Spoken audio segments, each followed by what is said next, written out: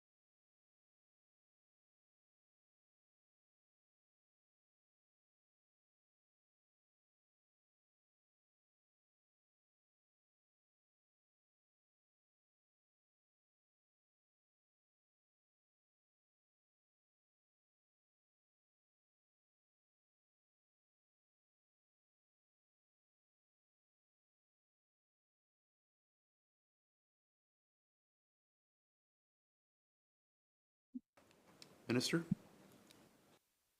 Thank you so much, Chair. So I'm going to provide the member with a number of numbers. Previously, I had noted that in 2023, EMCR issued 45 task numbers to support cooling centers and 57 task numbers to support warming centers. Now, it's worthwhile to note that each task number could be associated with multiple cooling centers and warming centers. So a community will request a task number, and it can apply for that hazard for the duration of the season. So many communities will use the same number to open a cooling center, and a few days later, if the temperatures drop again, they might have to open another one, or vice versa for warming centers as well. So I can also provide the member with the number of community requests around warming centers, which might, so again, each task number can serve number of centers. So in the fiscal year 2022 to 23, there were 83 community requests around warming centers. Fiscal year 2023 to 24, there were 77. For cooling centers under 22 to 23, there were 78 community requests around cooling centers. And in 23 to 24, there were 22. For how much it costs, the number I have here is incremental costs of about $300,000 has been reimbursed to communities in association with extreme heat and cold response. And keep in mind that the EMCR provides reimbursement around incremental costs. So many communities use existing community centers, and they simply increase the hours or add some staff.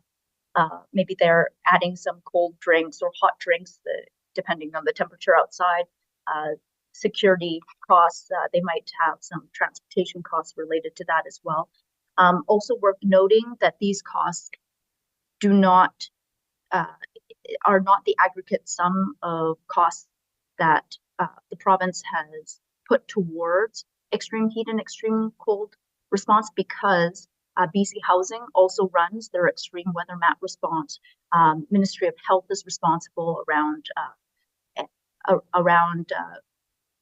cooling, heating and cooling responses in their facilities. It doesn't cover the BC Hydro program to provide low-income people with free air conditioners. So this is really just the incremental cost provided to communities in supporting the running of their cooling and warming centers.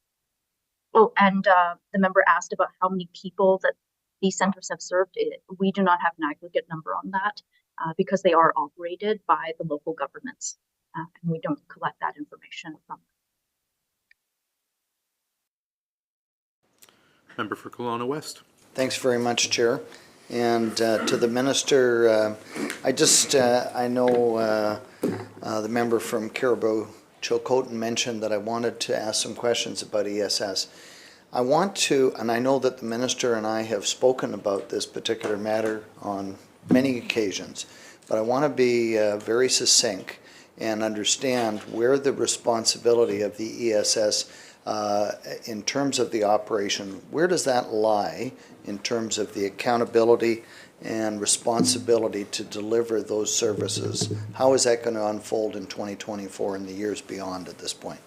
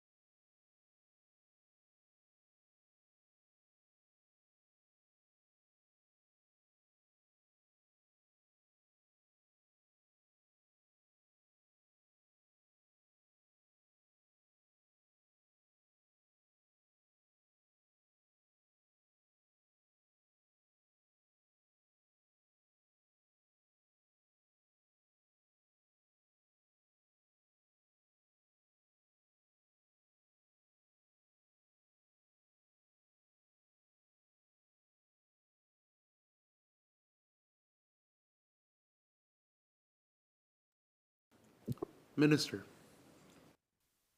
Thank you, Chair. So Emergency Support Services is a program that is funded by the province but delivered operationally by the local authorities. What the province provides support around is training, policy development, funding. We also produce the ERA tool, the Evacuee Registration Assistance Tool. And I think that's the succinct answer to the member's question. I'll let him ask any further follow-ups. Member. Thank you, Chair. I would like to ask the Minister just a question about accountability in terms of, you know, as the Minister knows and was on site during the McDougall Rim wildfire this year, we had over 10,000 people that were evacuated within a couple of days of that fire breaking out. And some of these people were sleeping in their cars. They couldn't, it wasn't just a case there wasn't hotel rooms. There was a complete lack of kind of a timeline or accountability. So I guess what I'd like to know then to clarify, is the Minister saying that the accountability for the timeliness of the ESS Centre in terms of the supports that they are to provide to evacuees entirely on local government?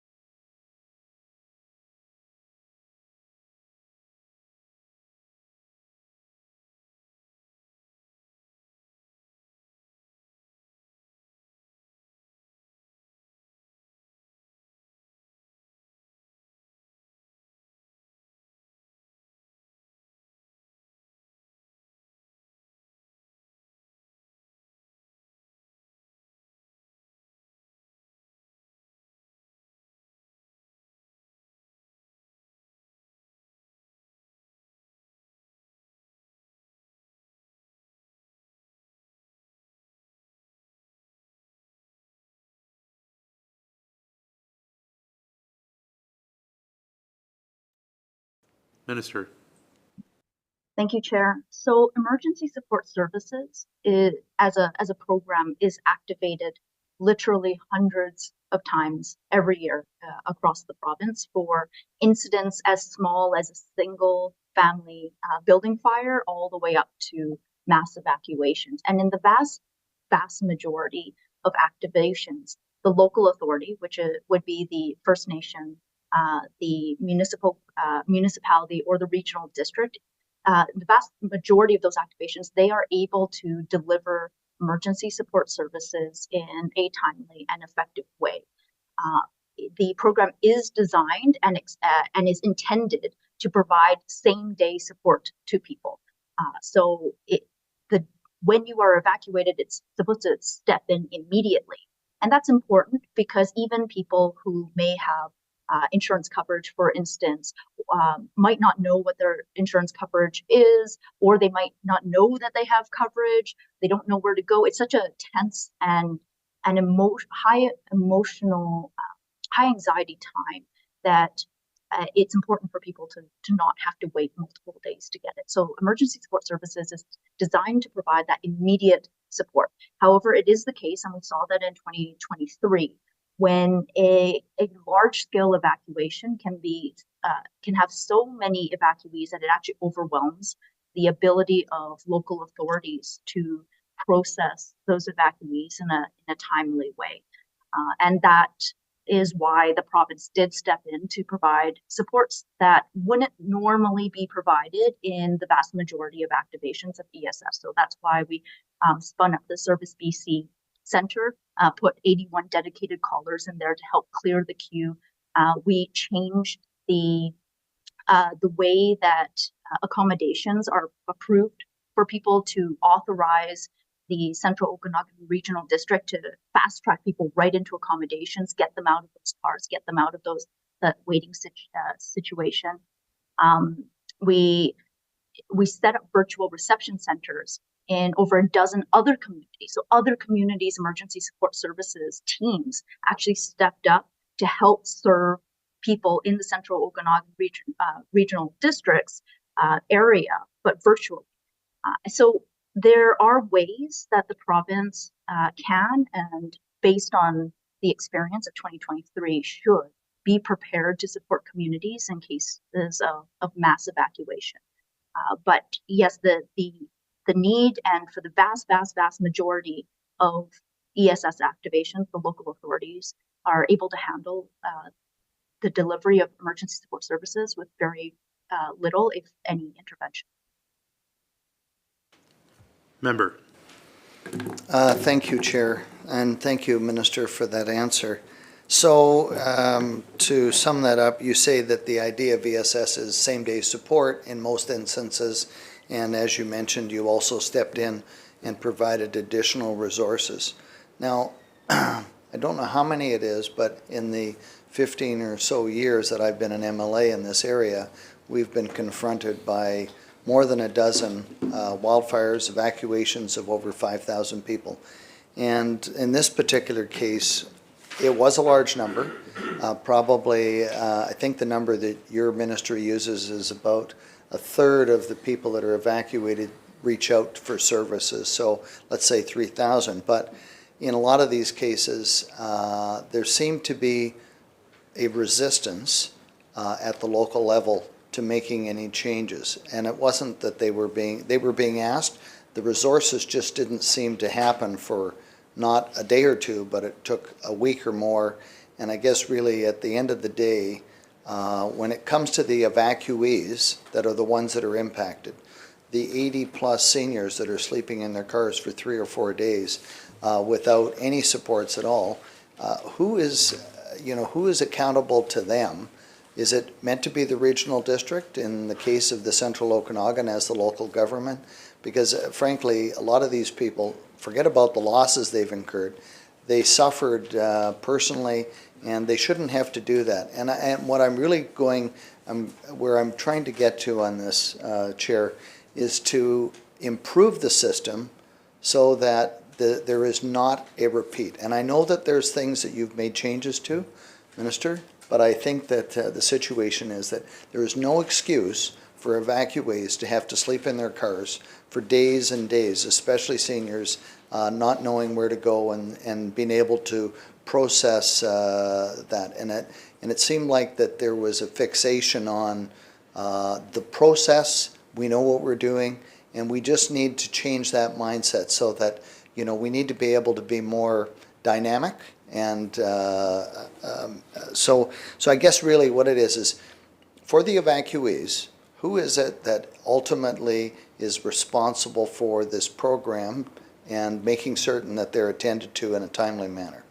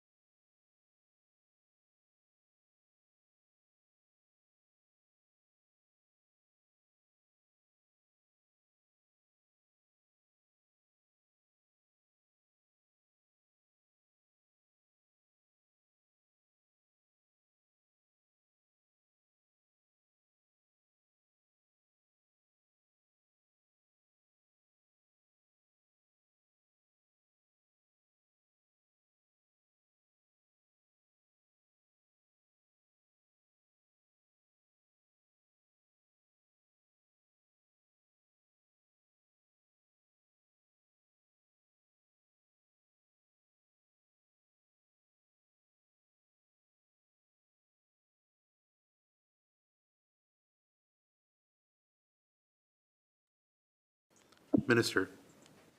Thank you, Chair. I know that I've said this many times before. It certainly continues to be true that emergency management is a shared responsibility across all levels of government. It involves community members in all sorts of different ways. Right down to the individual in their household, everyone has a role. And so those partnerships that we establish with local governments and other emergency management and emergency response partnerships are incredibly important to us. And it is important to us that we respect the way that municipalities, regional districts, First Nations see fit to deliver services, to manage situations within their community, and that we work with them as partners and not as commanders. So there is a level of respect that we want to maintain in terms of being supportive, but not being too prescriptive on communities and how they manage situations. That being said, it was clear to us in 2023 that it was necessary for the province to take a more, I guess, to step in and provide that direct support. And based on lessons learned in 2023, we are looking for ways for the province to be able to be prepared to step in future situations like this, where perhaps we're seeing a local government struggling, and where additional support might be required. This is part of our commitment to continually improve on the way that we respond and support communities. It's part of the work that the Premier's Expert Task Force on Emergencies was set up to look into. And so there have been many engagements on the delivery of emergency support services in particular, as well as wildfire response with communities, including communities like those in the central Okanagan, about what happened, how the province can better support communities, and also learnings for us as to when it is necessary for us to be a bit firmer about stepping in as well. Member. Thank you, Chair, and thank you, Minister, for the answer on that. So it's a shared responsibility, and I understand that you don't want to take that command and control away from, the local people. And I think that as we saw, there certainly, I think that there's always that sense that the local people that have an evacuation or an ESS plan on the shelf, and they try to execute it, but there needs to be at some point some sort of measurable to, for accountability. And as I mentioned, people that are seniors in my riding were sleeping in their cars for days upon days because of the fact that there was a lack of accountability. Now, I didn't make that criticism. I just tried to work with yourself, the Minister, the staff, to making certain that we had a better result. But there was a lot of resistance, and that resistance, initially, it was about the program. This is the way the program is. It's ERA. You have to fill this out, and I know the Minister brought extra resources, and that was fabulous, Minister. But the situation is that there was a point when there were so many people lined up, and I think the day that you might have visited, everybody had these color-coded cards, and that was kind of, it would tell you approximately when you were in the queue. Now those cards, just so you know, I don't know how many were per color, but they were only processing between 200 and maybe 300 people in a day. And they had at least 10,000 or more evacuated, of that a third, so you do the math, which I'm sure, it's just the processing time. There needed to be a check-in. So my question on this is really about the results and the point of knowing that there's a problem and acting in a manner that's quick enough to put the extra resources in that the province either has or has prepared to share. And I don't think there was resistance on the province's part, but I don't think that the communication worked the way it is. So I'm thinking more about the accountability. Is it, you said it's a shared accountability. The real question is who makes that call? Who makes the call that things aren't working? Is it the province? If there's resistance from the local government to say, no, things are fine, And I know that on the firefighting side, we had great support and hundreds of, firefighters and support people from around the province, the BC Wildfire Service. But at the end of the day, this evacuation was probably the worst in British Columbia history. So I'm really asking about who has the authority and accountability to say this isn't working, we've got to make some changes.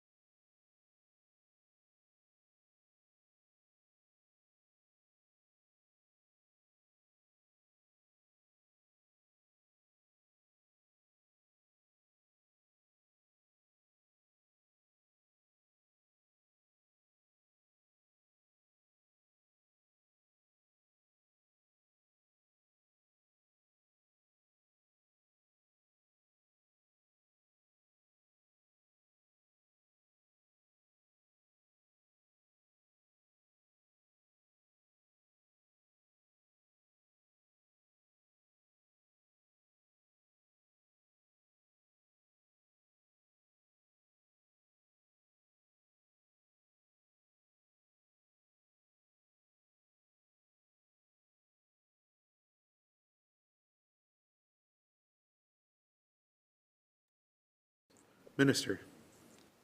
Thank you, Chair. I want to start my response by emphasizing that I agree with the member that it is not acceptable for people to be waiting for emergency support services, particularly when the entire point of the program is to provide same-day support when people need it.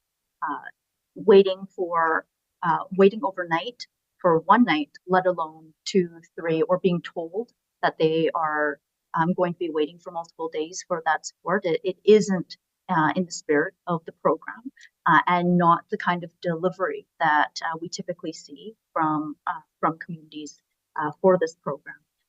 The province was in contact with the local authorities throughout the wildfire season, offering support and constant support in every way that we can, while also wanting to respect the fact that the reception center is the reception center of the local authority.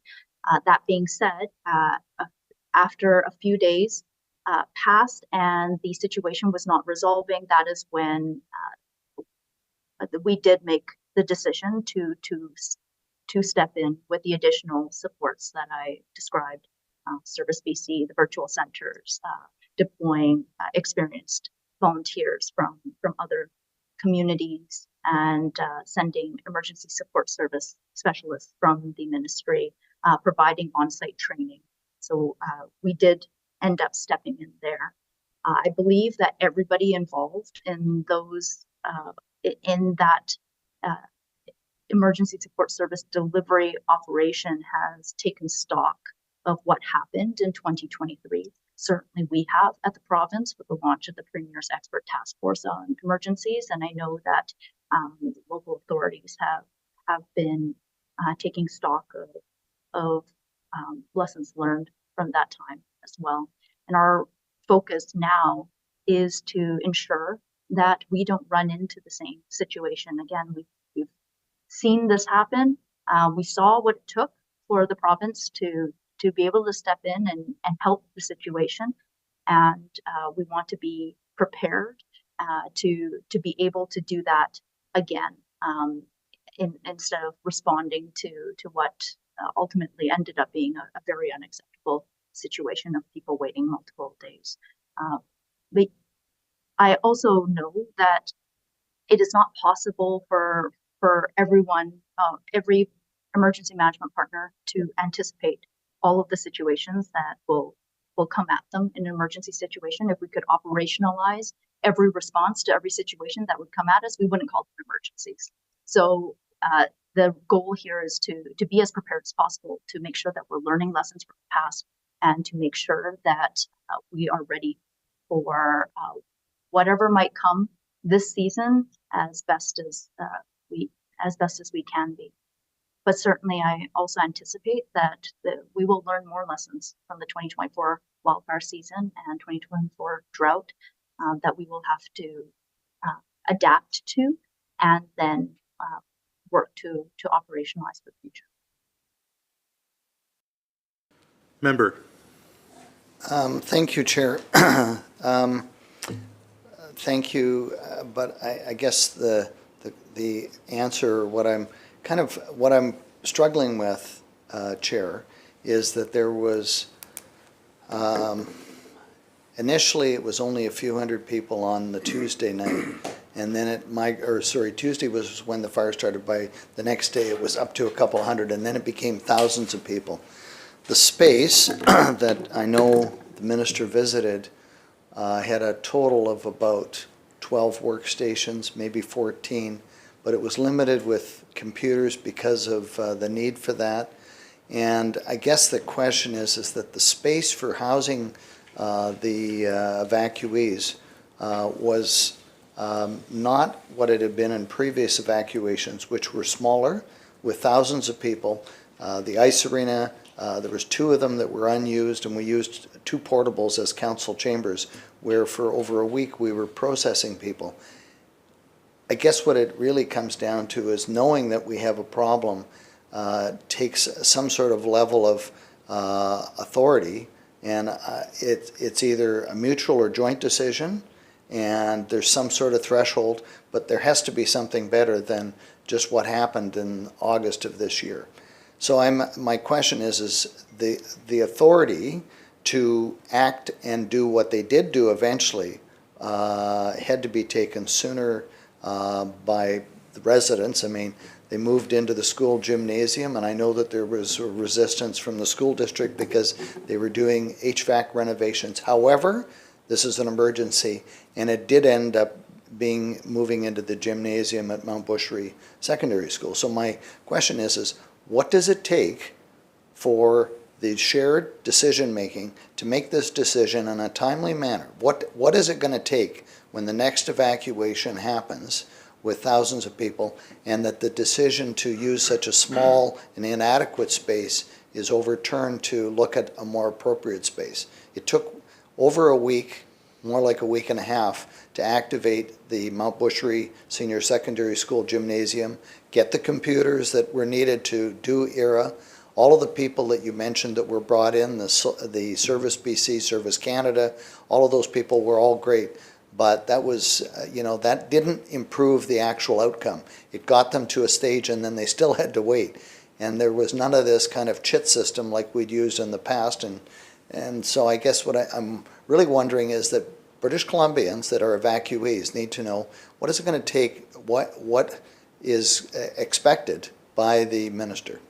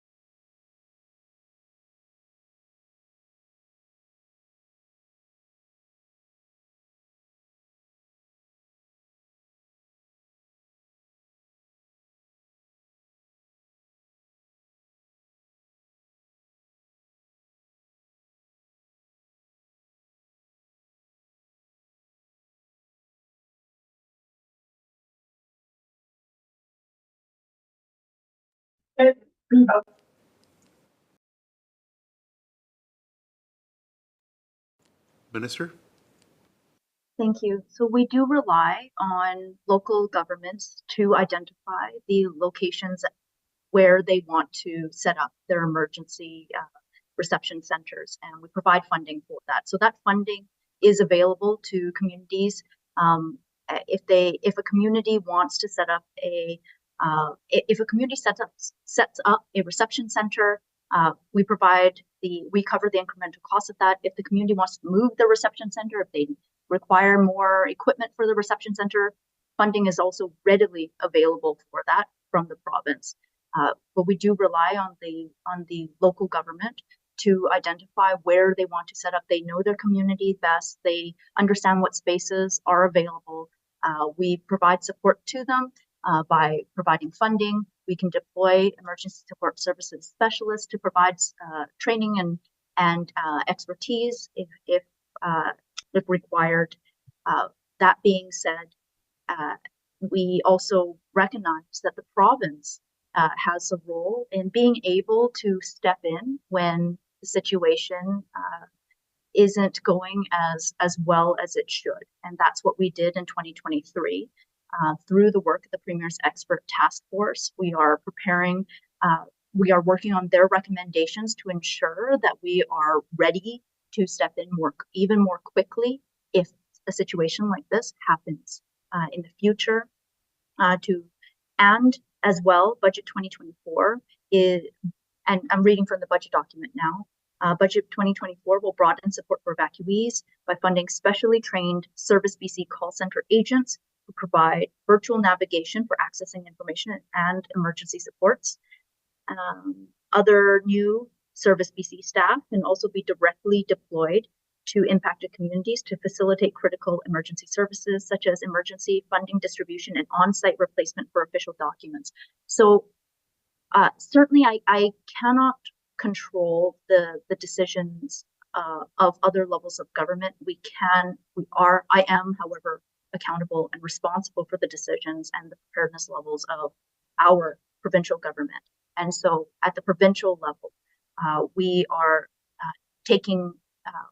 we're ramping up different strategies to complement the delivery of emergency support services by local governments at that local level. Member. Thank you, Chair. And thank you, Minister.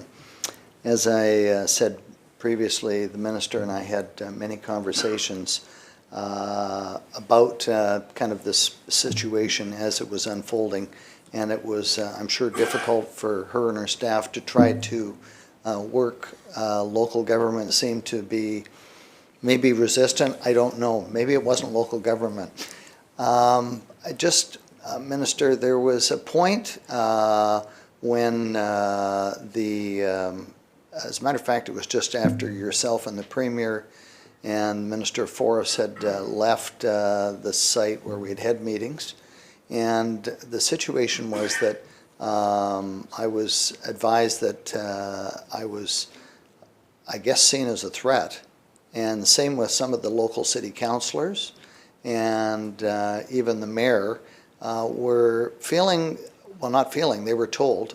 And physically, I was escorted off the property because I was seen to be making something that causing a problem. And I think my recollection is that I was more reporting on to you and the people, but there seemed to be a lack of that ability. And I'm not quite certain how elected people should be forced off this site. I mean, I realize they're using the site, but there's a double standard here.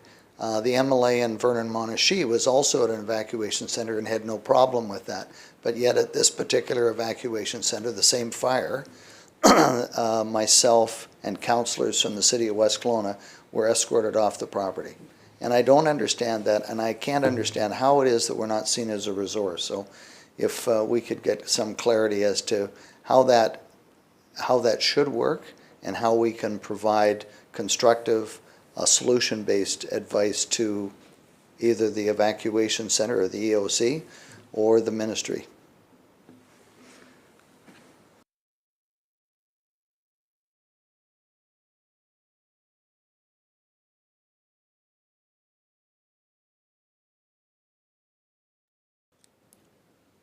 Minister? Thank you so much, Chair. I think the member for Kelowna West will know that I certainly welcomed feedback from him. My chief of staff had multiple conversations and was readily available to him throughout the wildfire season as well. And I want to thank the member as well for being candid in sharing his observations on the ground with me and my ministry, so that we could respond and ask questions and respond in a productive and meaningful way. Certainly, we do, and I personally do value very much the feedback and I guess the feedback and comments that I have received, not just from the member for Kelowna West, but from all members of the House who have sought fit to contact me during emergencies within their communities. And I believe that we have, and I personally as well, and my team together have been very open to working with members on both sides of the House, providing as much information as candidly possible to MLAs, regardless of their political affiliation, so that they're able to better communicate with our communities. I can't speak to what happened between the member for Kelowna West and the local authorities within those reception centers. I was not there, and the decisions made around who may or may not remain on the grounds, those were decisions of the local authority. Member. Thank you, Chair. Thank you to the Minister. Well, I know that just for the Minister's benefit, there was, I had offered to have staff trained and had several that had worked previous ESS centers, and they were, because they worked in my office, they were singled out by the authorities locally that they didn't want them in the same building either. So I think that this is an issue that is becoming partisan, and it shouldn't be. It should be all about solutions. But anyways, so you've cited the Premier's task force on this particular issue. When is that report going to be available to the public?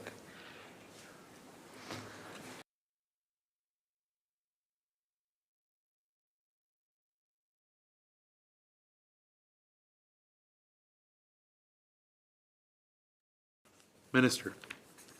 Thank you, Chair. And before I move to response on that specific question, I also want to thank the member for Kelowna West for his feedback around the training, the emergency support services training that he provided to me, my chief of staff, and to our ADM as well. It's among the important pieces of feedback that we received that led to the development of the streamlined one-day training, so that volunteers could rapidly onboard to volunteer during a large-scale emergency. So I do want to again thank the member for that, and to thank his staff for their willingness to support their community during challenging times. In terms of the Premier's expert task force on emergencies, there will not be a formal report. The Premier had very specifically formatted the emergency task force to not be one of those government commission task forces that spend 18 months or more producing a report that is then released and seen by government for the first time after the wildfire season is already over and when we don't have time to implement those recommendations. So instead, the recommendations have actually been shared in real time as they are developed. And so many of the recommendations we have already announced actions on. Those include the streamlined one-day training for emergency support services, volunteers, the expanded recruitment in rural, remote communities, more opportunities for partnership at ground level with First Nations, increasing equipment, the asset inventory for firefighters, increasing aviation fleet resources for the BC Wildfire Service, and there will be more to come. So there won't be a report that is released. However, the remainder of the recommendations that, again, we are already beginning work on will be announced in the coming days and weeks, like pretty soon. Member for Caribou-Chilcotin. Thank you, Chair, and thank you, Minister, for that exchange. I just have a couple of follow-up questions on this same topic.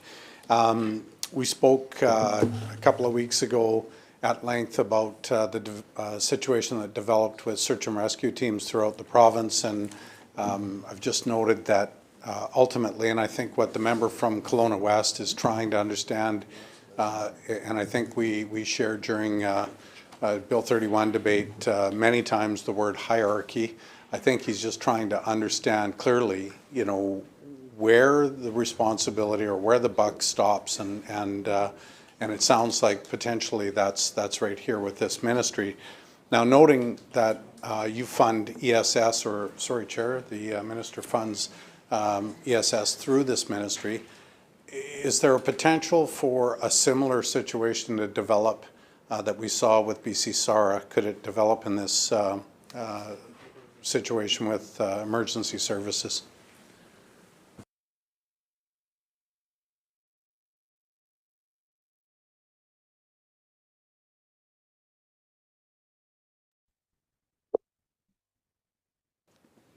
Minister?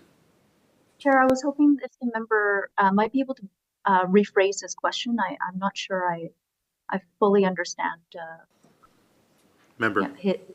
Thank you, Chair. We talked about volunteers, Minister, a couple of weeks ago when we first started these estimates. We talked about the letter that was sent out in your absence to volunteers that really suggested, I think we agreed in the end, that there was a need to sign the document or not be deployed. Is there anything being contemplated with ESS, which of course are largely volunteers?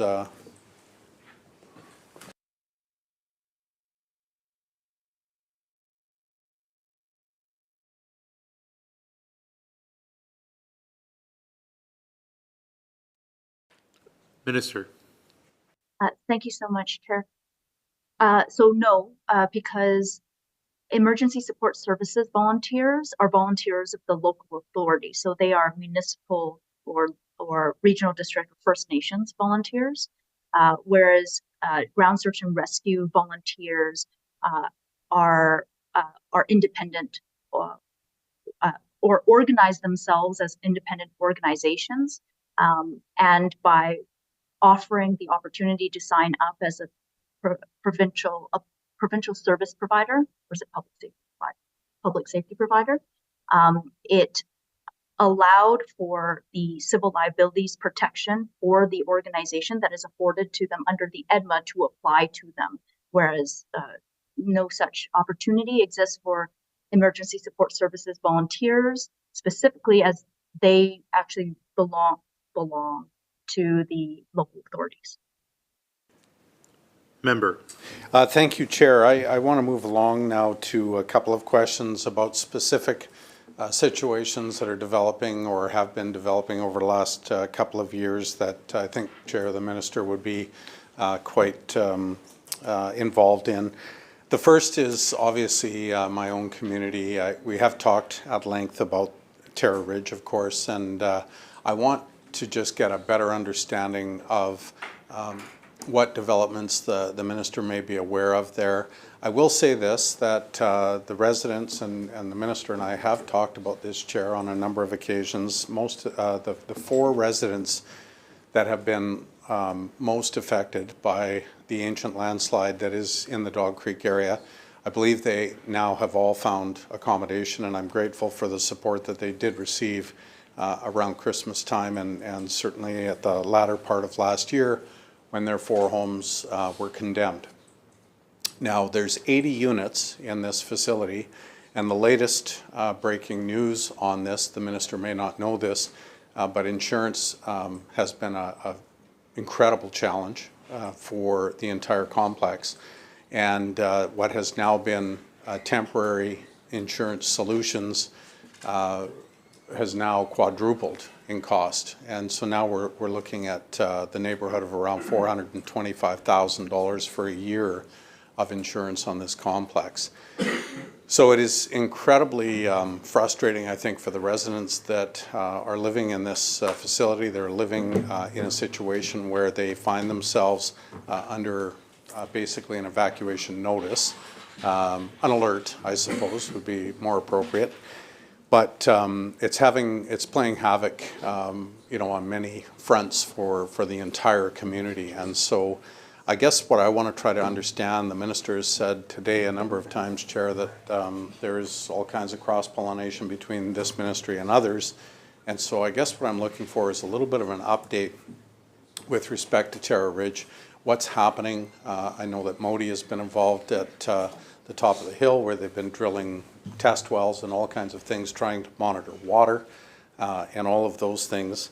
And then further, to a bit of an update there, I want to also understand whether or not the minister has contemplated any funding outside of what has been offered for lodging in the emergency situation that we dealt with at the end of the year last year, and also outside of any funding that has been given to the municipality of Williams Lake.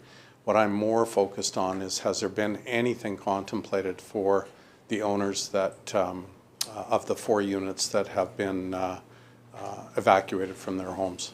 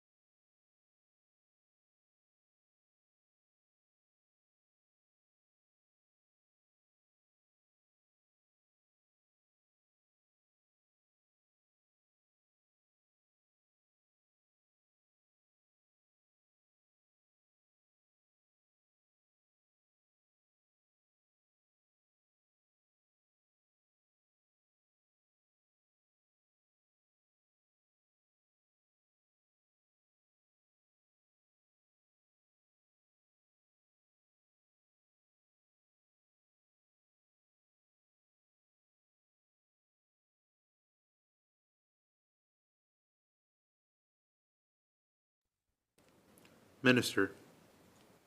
Thank you. So the latest that we have, that I'm aware of, and I welcome additional information from the member, as I know that this is in his community and he likely has even more up-to-date and on-the-ground information than I do. So far we've committed just shy of $250,000 to the City of Williams Lake in response and recovery support to assist in structural and geotechnical assessments security for evacuated residents, hiring emergency support services manager, and additional support towards accommodations. We understand the state of local emergency around this site is still in place. We believe that the city of Williams Lake does have the final geotechnical final report in terms of structural and geotechnical assessments, although we are still awaiting a copy of that report. There is ongoing collaboration between our ministry with Ministry of Transportation and Infrastructure, Ministry of Forests, the City of course, Williams Lake First Nation, and the Cariboo Regional District to develop climate resilient long-term options for mitigating the impact of the slide. And do understand that there are future engagements with residents planned. As the member knows, the Hodgson Road landslide has been an active landslide with a well-documented history over many decades, which makes it ineligible for disaster financial assistance. And so they've not received any assistance under that program. Member. Thank you, Chair. I think, although the Zoom link clicked out just as the minister was saying the word ineligible, I believe, is what she had suggested. And I see the minister nodding, so thank you very much for that. I'm aware that under the specific outline of how this program works, that this is ineligible application, which to me seems frankly frustrating and shocking. I think, you know, we talk about DFA, we have talked about it at many opportunities, Chair, and I want to continue to advocate for a program that, you know, even under, I believe it was PSS at the time, we made 2 applications that both failed, and we made those with the help of residents that had actually at that time lost their homes to a slide. Now, I can appreciate that, you know, in the situation that has been developing on this hillside, it's been developing for a lot of years. But in the case of one of those homes, it was actually a situation that, you know, the home was only a few years old. It was approved and had many different studies and all kinds of things that allowed it to get built. But so it was a very sudden impact for the Kutnick family, who lost their home as well. And so I think, you know, I guess my question, Chair, to the minister would be, is DFA, is the minister satisfied with the disaster financial assistance program in this province, the way it works for our residents, not for the municipalities, for our residents?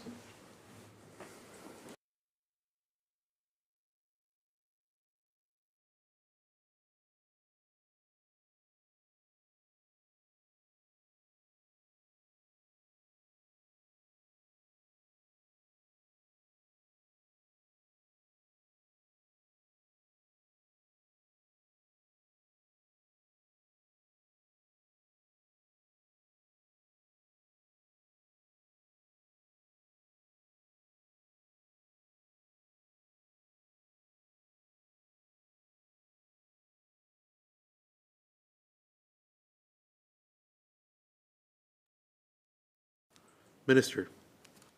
Thank you, Chair. I think the member is raising some really important context for what happened with the Terra Ridge building. Unfortunately, it is a situation that is not limited just to Terra Ridge.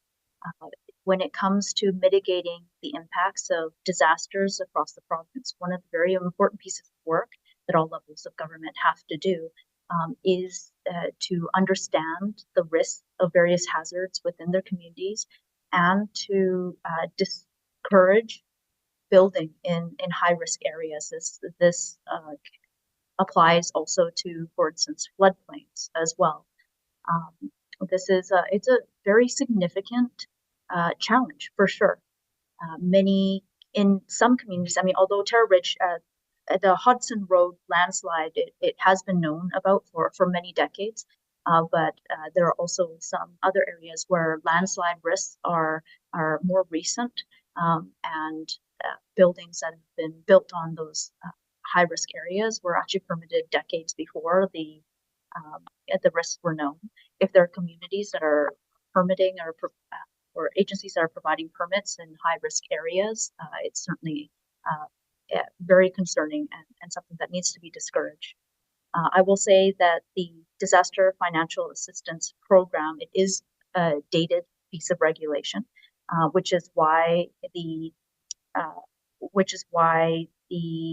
newly released Emergency and Disaster Management Act, with the newly released Emergency and Disaster Management Act, we are also working to modernize the Disaster Financial Assistance Program. We just recently concluded public engagement on this regulation. I had also made a commitment to the member that members of the House from all political parties would have an opportunity to engage with the ministry on to help inform the development of the new regulations. That is still something that we intend to do. There's significant work to be done around the modernized disaster financial assistance regulations. We're not close to finalizing it whatsoever. We look forward to engaging with the member and his colleagues as soon as we set it up. Thanks. Member.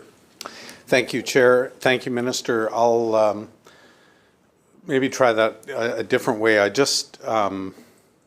referred to the Kutnik home, which Minister may or may not be familiar with, but as I said, that was an attempt to see if we could make DFA work for that family. In the case of Terra Ridge, it's certainly not a new development by any stretch of the imagination. It's a few decades old itself, and we may be looking at sort of a chicken and an egg situation, which came first there. I'm not certain, honestly. The minister may know that information, but I'm not certain. I just go back to these residents, for them. In fact, the minister is well aware that they were all senior citizens, some of them quite senior. And for them, I can appreciate that the ancient landslide there has been documented for a number of decades, but I can definitely confirm that, for officials to show up at their home at 9 o'clock in the morning and evacuate them by 6 o'clock that evening, that was certainly very sudden loss for them. They haven't been able to return to their homes to live in them. I understand that they have been able to return during the day. But it's a very serious situation for certain, and I'm going to ask about a few more. But before we go there, not just in Williams Lake, but other areas throughout the province, before we go there, I want to get clarity, Chair, with respect to where the minister stands. Is the minister satisfied with the way disaster financial assistance is working in this province?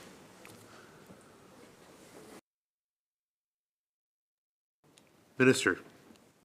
Thank you, Chair. I would say that if I or our government were satisfied with the way that disaster financial assistance is working for British Columbians in this province, we would not be going through the effort of creating an updated regulation.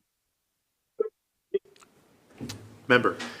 Thank you for that, Minister. I appreciate that, and I definitely look forward to any opportunity that I am afforded to engage on that, because I think that it is a very serious situation throughout the province. I know that it's marginally working for municipalities, and certainly ESS, has helped with lodging and those types of things. But I do think that these sudden losses are very significant, and they are complete losses in most cases. I want to turn our attention a little bit to Lytton, and I just want to get a better understanding of what role EMCR is playing in Lytton.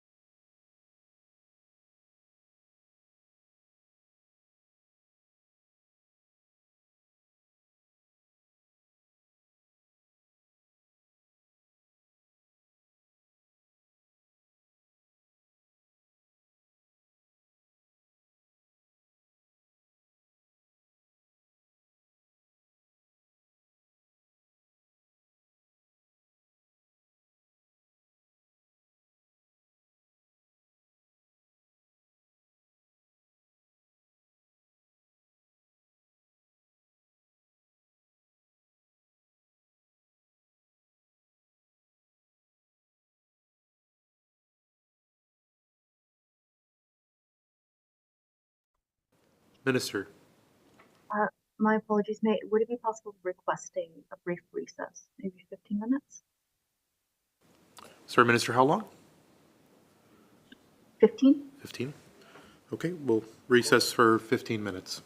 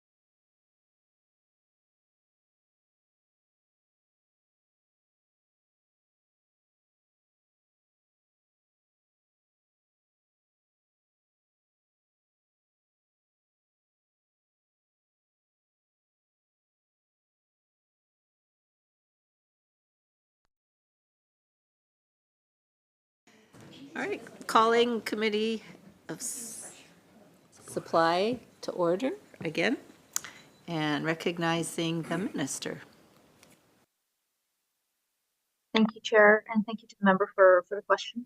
So recovery efforts in the Village of Lytton follow the interim disaster recovery framework, which basically lay out that the recovery is community-led. So the Village of Lytton, as a council, led by the mayor, they make all the decisions around recovery, and EMCR, on behalf of the province, plays a supporting role to the village, and also a coordinating role in terms of the province's response and participation in that recovery.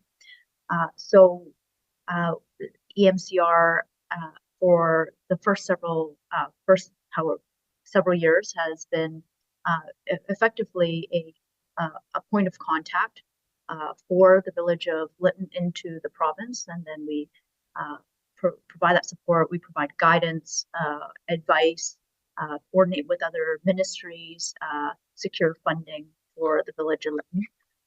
So funding that's been secured for the Village of Lytton so far includes $58.5 million, of which about $47.1 million flowed through EMCR. Similar to our earlier discussion, some funds out of that $58.59 million flow through different ministries, most notably municipal affairs. So of the $47.1 million that flowed through EMCR or flows through or is committed through EMCR are the $18.4 million to cover the costs of removal, archaeological monitoring, soil remediation for municipal and all uninsured and underinsured properties in the village. $21 million to cover the cost of critical services to enable the rebuild, municipal infrastructure repairs, recovery, staffing, planning, and engagement. Costs, $5 million to cover increased costs of debris removal, archaeological monitoring as part of soil remediation. Of course, we also provide the funding for emergency support services for evacuees, and worked with not-for-profit partners like the Canadian Red Cross to provide longer-term housing supports to evacuees. We also, of course, administer the Disaster Financial Assistance Program, which has so far approved an additional, it's not missing zeros here, there's some additional funding for water treatment plant recovery work. Just going to double check that number. Is it? Okay, that's good. Yes, additional funding for water treatment plant recovery work. EMCR community recovery staff, our team continues to monitor ongoing recovery work led by other ministries, such as the Ministry of Forest. Ministry of Forest is the ministry within the archaeology branch exists. We work also with Ministry of Health and Ministry of Municipal Affairs. EMCR has also offered assistance to residents as they navigate insurance extensions with their insurers. So EMCR has worked with the Insurance Bureau of Canada to work through some of the challenges around insurance time limits. I will say, though, that particularly in recent months, the Village of Lytton has moved into a rebuild phase and has been requiring less involvement by EMCR community recovery staff.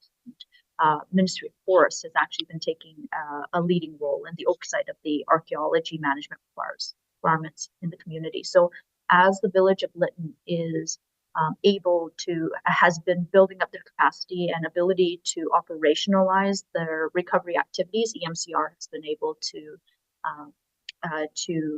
be involved less and allow the Village of Lytton to embrace that leadership role. Member. Thank you, Chair. Thank you, Minister. What funds might be allocated in the coming year that may flow through EMCR, or funds that the Minister may be aware of that might be flowing to the community in the coming year?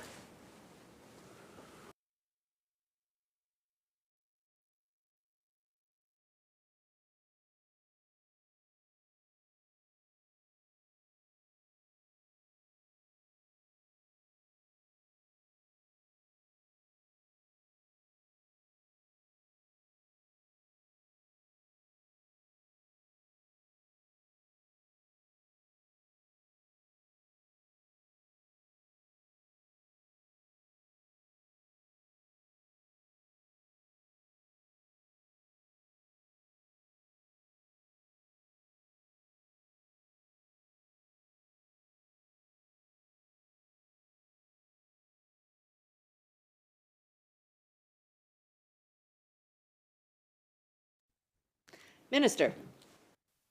Thank you, Chair. So of the $58.58 million that the province has so far committed to the Village of Lytton for their ongoing recovery efforts, there remains $17.6 million to be dispersed to the Village of Lytton, all of which will flow through EMCR. So that's remaining funding to cover the remaining costs of their critical services to enable rebuild, municipal infrastructure repairs, recovery, staffing, planning, and engagement. Member. Thank you, Chair. I can't imagine, I know that the MLA for Fraser-Nicola has advocated fiercely for this community. I think there's still so many questions at many different levels. I do have some here from a TNRD director as well. But, you know, I guess, who is taking the lead on Lytton? Is it EMCR? Is it the province? I mean, who is trying to drive this effort in Lytton?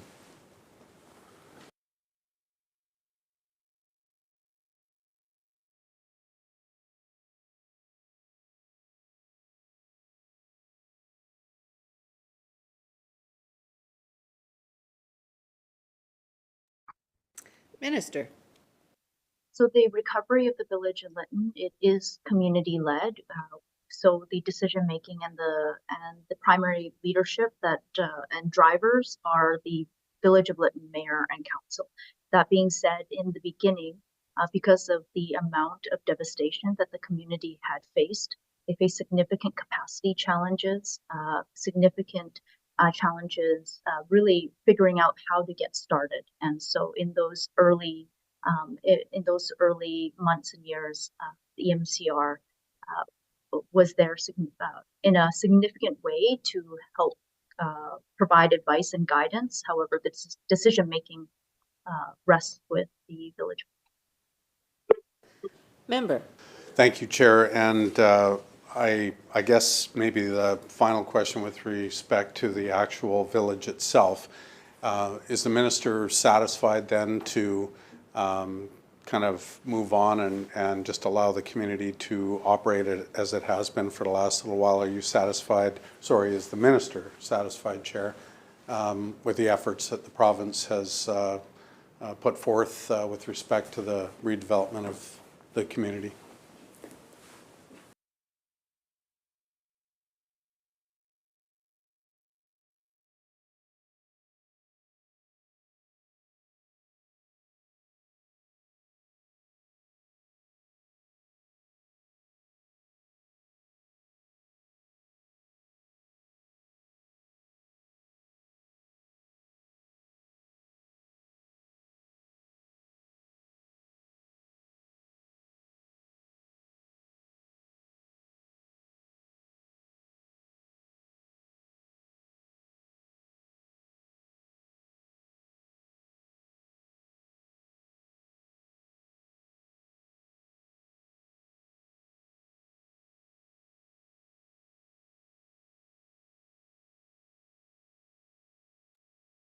Minister.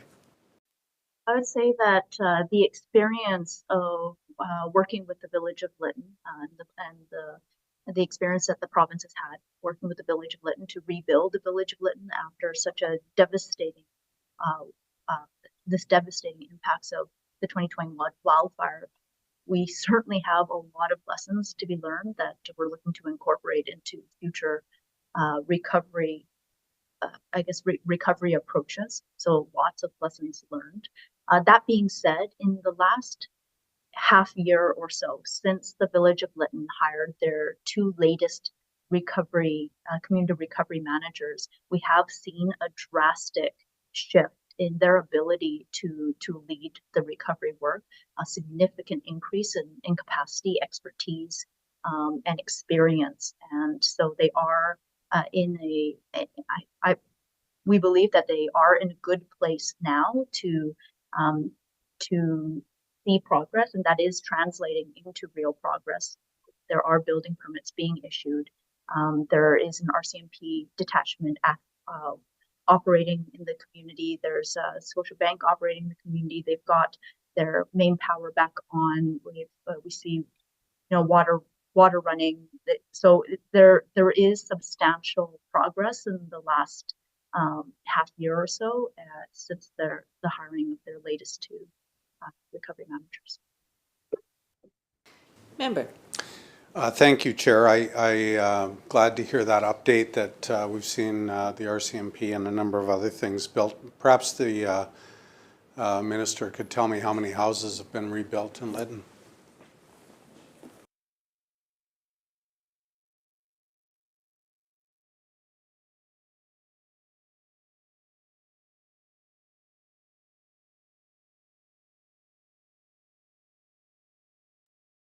Minister. At this time, they have issued building permits, so there are no completed rebuilds no completed residential rebuilds in the community. Member. Thank you very much, Chair. I just want to ask a couple of questions on behalf of a TNRD director as well. One of the concerns that Tricia Thorpe has had with respect, and I'm sure the Minister is well aware of the concern, essentially beyond the borders of Lytton, the same benefits slash supports have not been offered. Could the Minister clarify whether or not that's true? And if it is true, provide an explanation as to why.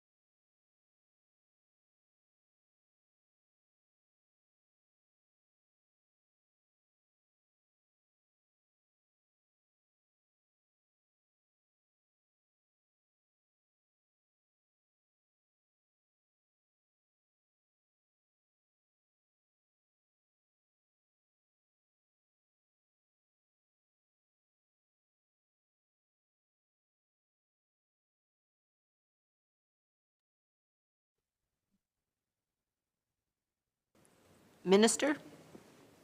Thank you. I think, as the critic will know, and as most British Columbians know as well, what happened in the village of Lytton was truly unprecedented in so many different ways. One being that the fire burned so hot that witnesses to the aftermath described seeing car batteries boiling, and so the environmental contamination was very, very significant. The second, although I will say environmental contamination, not uniquely significant.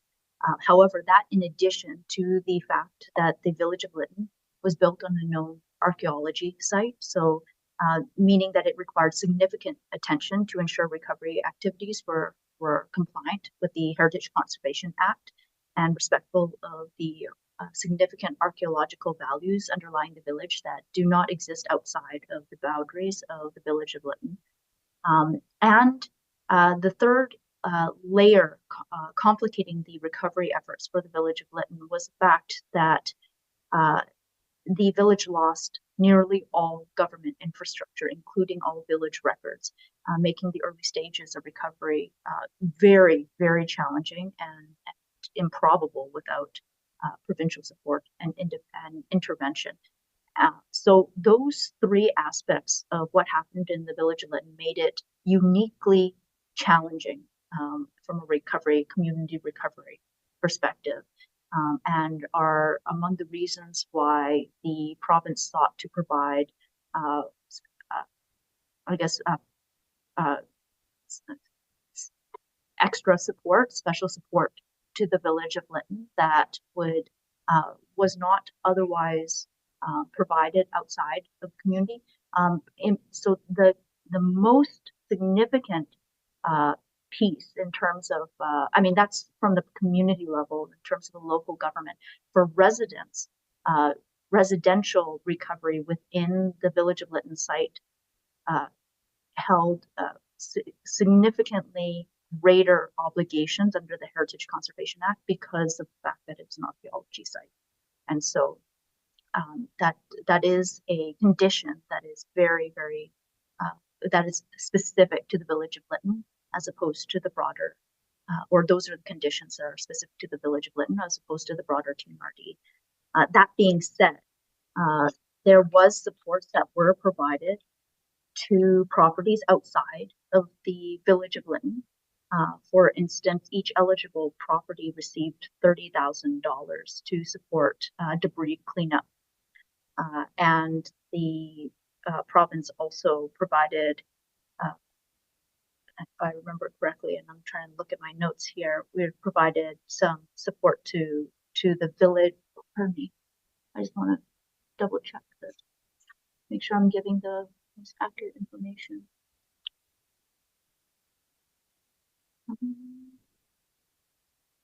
But just a moment, please.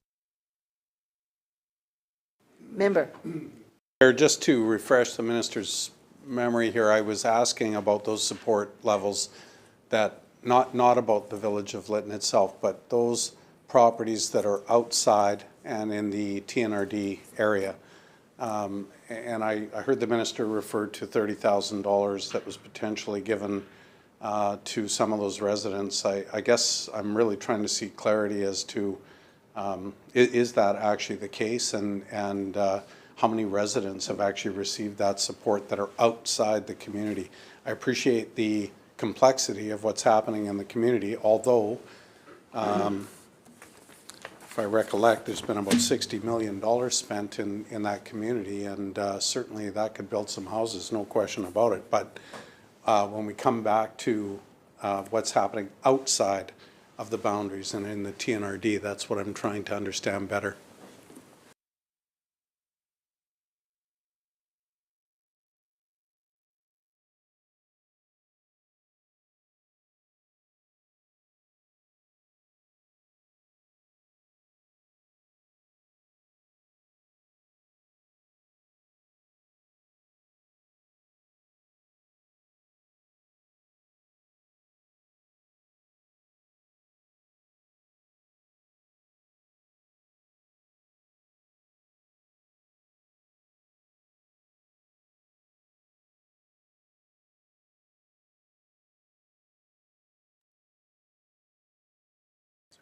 Minister.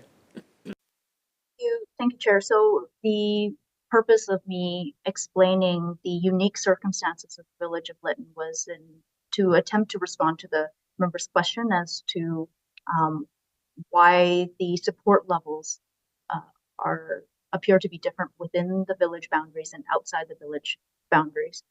But yes, the member is correct that the province, in collaboration with the Canadian Red Cross, had provided one-time debris cleanup program for properties outside of the village of Lytton, but within the TNRD. This was contracted through the TNRD, so the TNRD actually administered the program. Each eligible property received $30,000 for one-time debris cleanup. We don't have the numbers. It was administered by the TNRD, though funded in collaboration by the province with the Canadian Red Cross. Member. Thank you very much, Chair. So if I'm understanding the minister right, then there is a separate set of requirements outside that of that boundary that obviously would not be affected by the HCA that the minister just referred to, but certainly the cleanup, the soil removal, all of those types of things, and ARC studies, do they not extend to properties outside of the TNRD?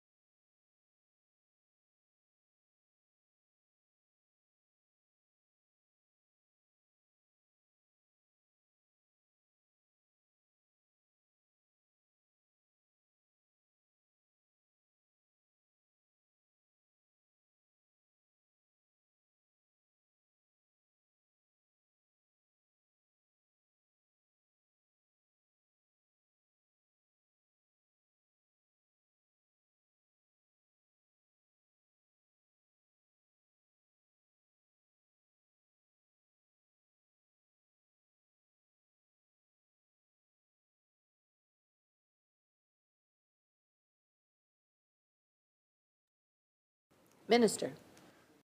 Uh, Thank you so much, Chair. So wildfire is it is an insurable hazard, and so uh, the expectation is that property owners insure their properties for wildfire. Uh, However, because the situation within the village of Lytton and what happened to the village of Lytton was particularly complex, I explained some of the complexities that added to the challenge of their rebuild. The province stepped in with additional assistance in that case. Um, Outside of the village of Lytton area, certainly the environmental and archaeological standards do apply. However, there were not known archaeological sites of the high intensity that we knew village of Lytton was likely to be. And so within the village of Lytton, it was known that it would likely require significant attention from the archaeological perspective.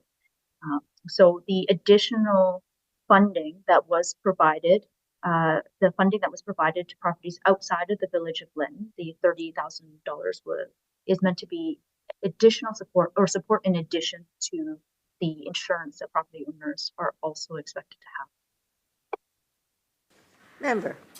Thank you, Chair. I want to maybe turn our attention now to another question with respect to a landslide that, well, it was a significant mudslide on Highway 8 that occurred in 2022. It was in the Dot Ranch cutoff road area, and the damage to the farmers' fields, infrastructure, et cetera, was pretty significant. However, there were not a significant amount of people affected given the rural location, and it was not officially declared a disaster despite the landmass and monetary impact. The mudslide was exacerbated by a 2021 disaster of the Lytton Creek wildfire, and then, of course, by the atmospheric river, which is something we have seen throughout many parts of British Columbia, of course. Is there a way that this can be more equitably addressed going forward?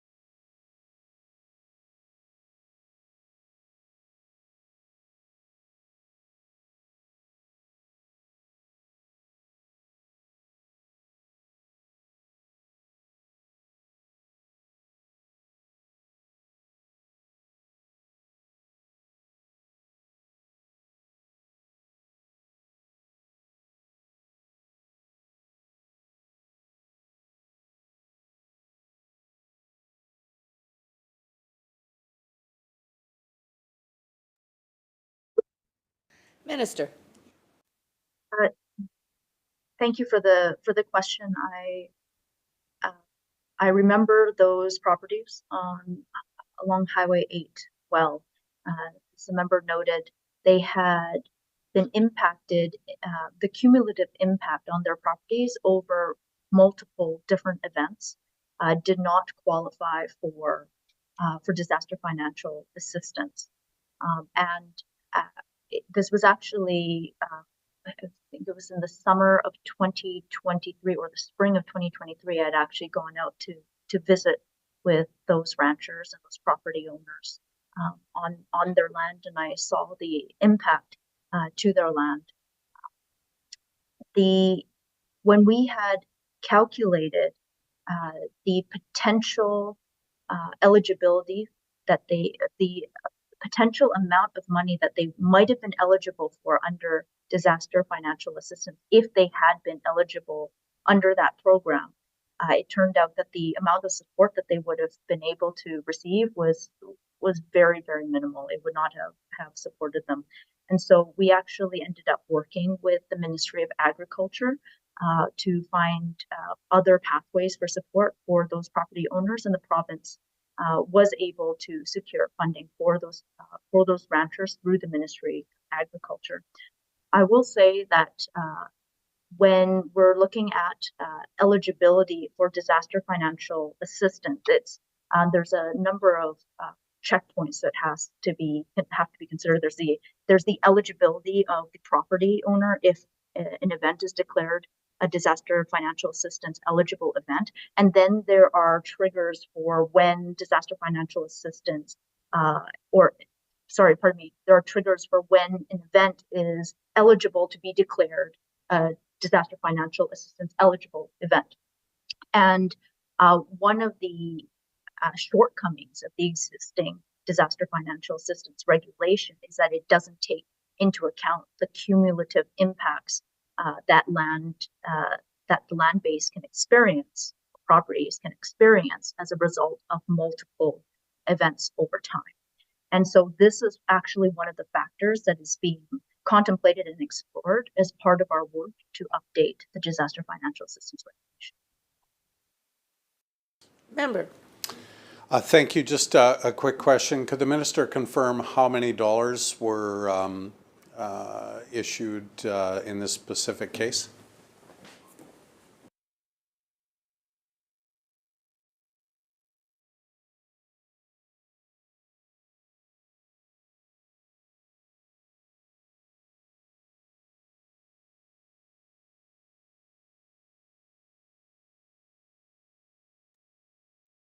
Minister.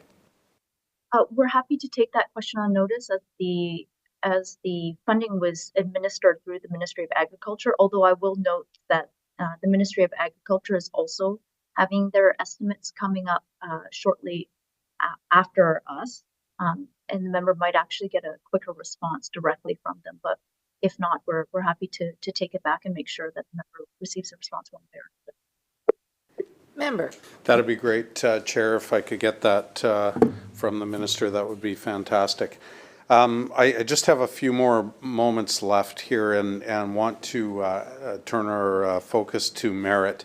We have talked a little bit about what has been presented by the City of Merritt, and you know, the loss in this whole area of Fraser-Nicola is just staggering. And I know that the minister, or I think the minister, has been to Merritt to see the devastation that is in that community, and I know that they are struggling now to put things back together, and there's all kinds of issues with DFA for residents and also for the community. But the one thing that I definitely have to understand better today is it's my understanding that there's a very significant amount of money that has been issued by the federal government that is tied to a funding that must come from the province to the tune of around $21 million. And I want to understand that situation better, because the amount of money that has been suggested, it's my understanding anyhow, the amount of money that has been suggested is very significant, around 80 million or so from the federal government.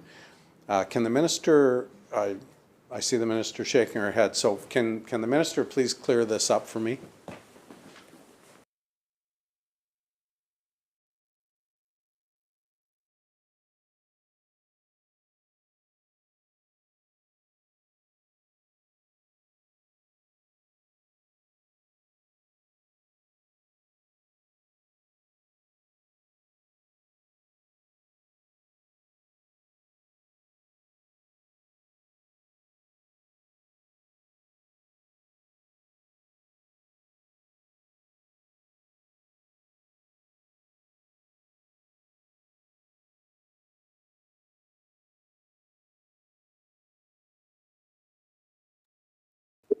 Minister. Thank you. So the province has so far committed more than, actually almost $64 million to support flood recovery and resiliency in Merritt. And in addition to that, has recently approved an estimated additional $46.5 million in principal through the Disaster Financial Assistance Program for dike repair, for the repair of 2 dikes that were damaged during the 2021 atmospheric river events. Those 2 dikes are being built to a higher standard than the original dikes were built, that is the intention, which also means that those 2 dikes require a greater footprint of land, and the city of Merritt needs to acquire that land. And the city of Merritt currently is estimating that the acquisition of the additional land is $21 million.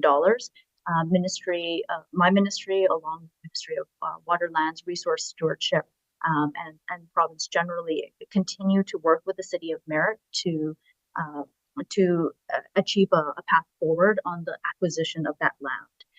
However, the $46.5 million that is being cited as a federal contribution to their dike repair program is actually a provincial commitment.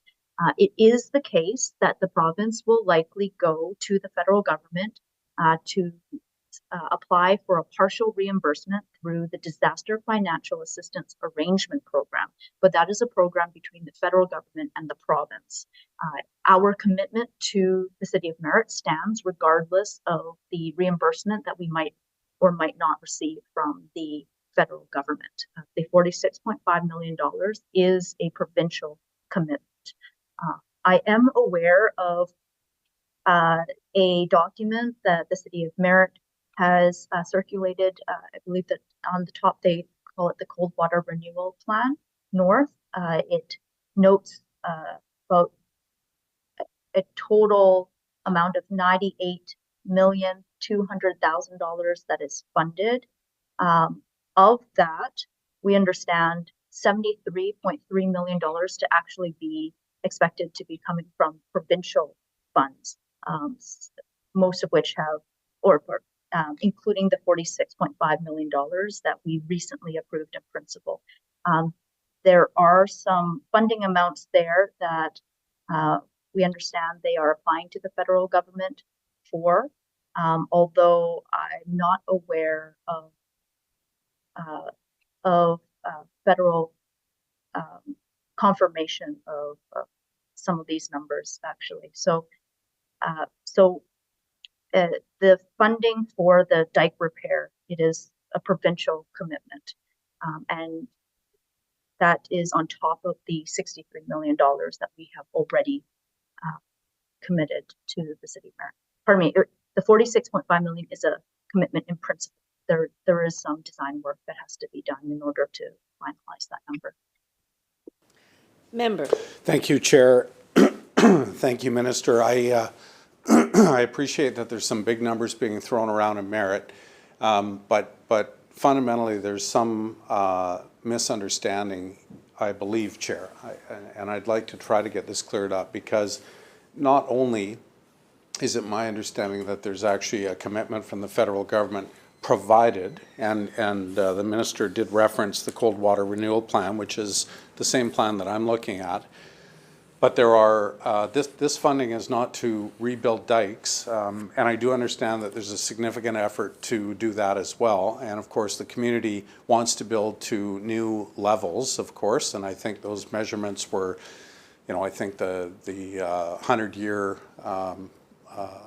highs were around 150 meters per second, and now I think after the atmospheric river and the rain on snow, I think that we actually saw movement of debris of around 450 per second. So obviously that is a massive concern.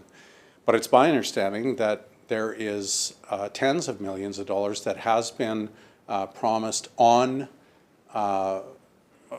okay, well then, Chair, we've got obviously some misunderstanding happening here. Is there a chance, Chair, that the minister would commit to meeting with Mr. Strang, who is the CAO there, who has also had some challenges getting meetings with the minister? And so I guess what I would encourage is for an opportunity to meet with the minister. I see the minister smiling. I'm not sure if that's been a challenge or not, but it's been suggested to me that this process has sort of somewhat stalled and that there is a timeline on these funds.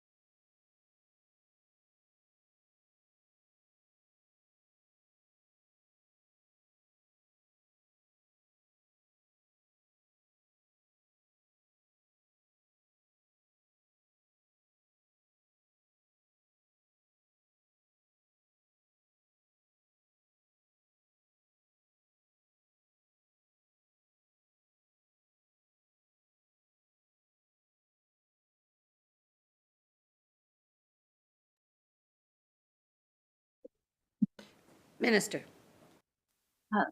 Thank you so much, Chair. And I want to emphasize that I do appreciate the critic's question. I understand why he would have those questions, given some of the comments that have been made about the $46.5 million that the province has committed in principle.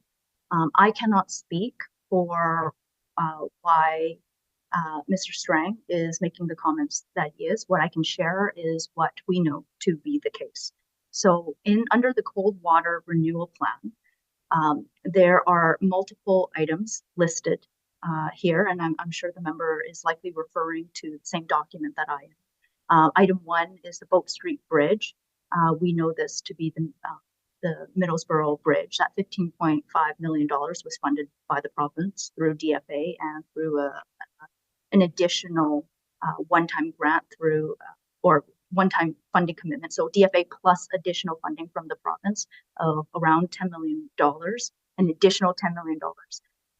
So that's provincial funding. Item number 2 is a project that I understand they have applied to the federal government for funding for through the Green Artem program, but that funding commitment has not been announced publicly by the federal government yet. Item 3, Public Works Dike, $2 million. That is funding that the province provided through the Community Emergency Preparedness Fund. Items 4 and 5, Dike 130 rebuild and Dike 129 rebuild. And that's the $46.5 million that the province has provided commitment in principle for through disaster financial assistance. Items 6 and 7, Main Street Bridge and Canford Pump Station. That's $18.8 million that the City of Merritt is applying to the DMAF program. DMAF program is a federal program, but the federal government has not made any decisions or communicated any decisions on their funding allocations through that program. Item 8, Fir Avenue stabilization, that was provincial funding through the Ministry of Environment. And number 9, that is the land acquisition piece that I spoke about earlier that we are continuing to work with the City of Merritt on. And in fact, the City of Merritt staff members and provincial staff members met recently on March 22nd. They met for 3 hours to discuss the path forward on that. We continue to commit to working with them to find a path forward on it. In terms of lines of communication, I'm in contact with Mayor Getz on a regular basis. He has my direct number. We've had multiple conversations directly in recent weeks, but certainly if Mayor Getz, as the spokesperson and leader of the City of Merritt, would like me to meet directly with Mr. Strang rather than through our staff, which he is a staff member. We normally have staff members meet with staff members, but if Mayor Getz would like a formal meeting on this topic, absolutely, I'm happy to do that. And in fact, I believe we're arranging a meeting with Mayor Getz at the political leadership level shortly. But in the meantime, I have regular phone conversations with Mayor Getz. Thanks. Member. Thank you, Chair, and thanks, Minister, for the answer. Yes, I think there is probably some confusion here. I understand much of what the Minister has just indicated, but I think there is value for sure, and I will reach back to Mr. Strang and have him reach out potentially for another meeting. I met with him just before March 26, along with Council and the Mayor as well. And so I think there is definitely some confusion here that we'd like to clear up. That said, my time has run out here, and I want to thank certainly the Minister, Chair. I want to thank the staff for answering questions for the last number of hours and a couple of days, and I'm going to turn it over to Parksville Qualicum. The member from Parksville Qualicum has a few minutes of questions as well. Recognizing the member from Parksville Qualicum. Thank you, Chair. I want to begin by thanking this government for recently funding the capability increase with Aerosmith Search and Rescue as well as with the Alberni Search and Rescue.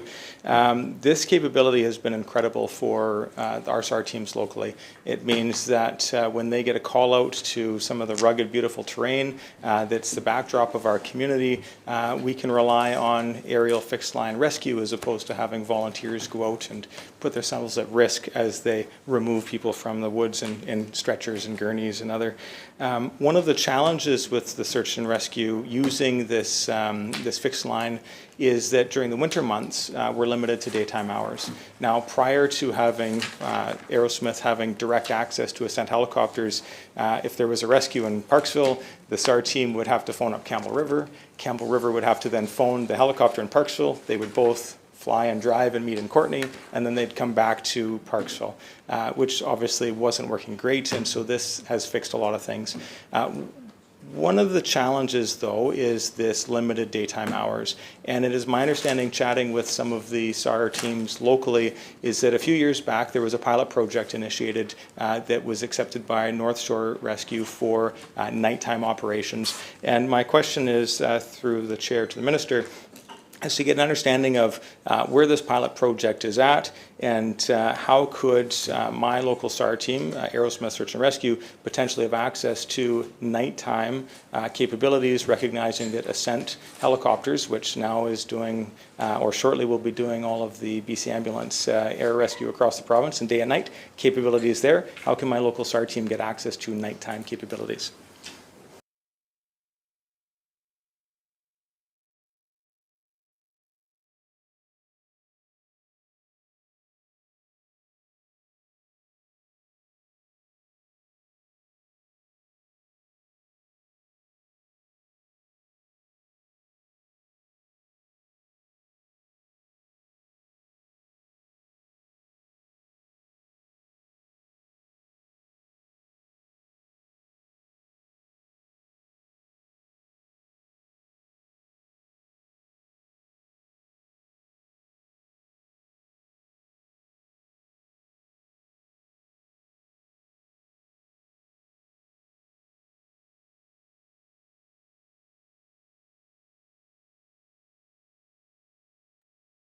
Minister. Thank you to the member for his question. So the pilot is ongoing. It is a 24-month pilot. We're about halfway through.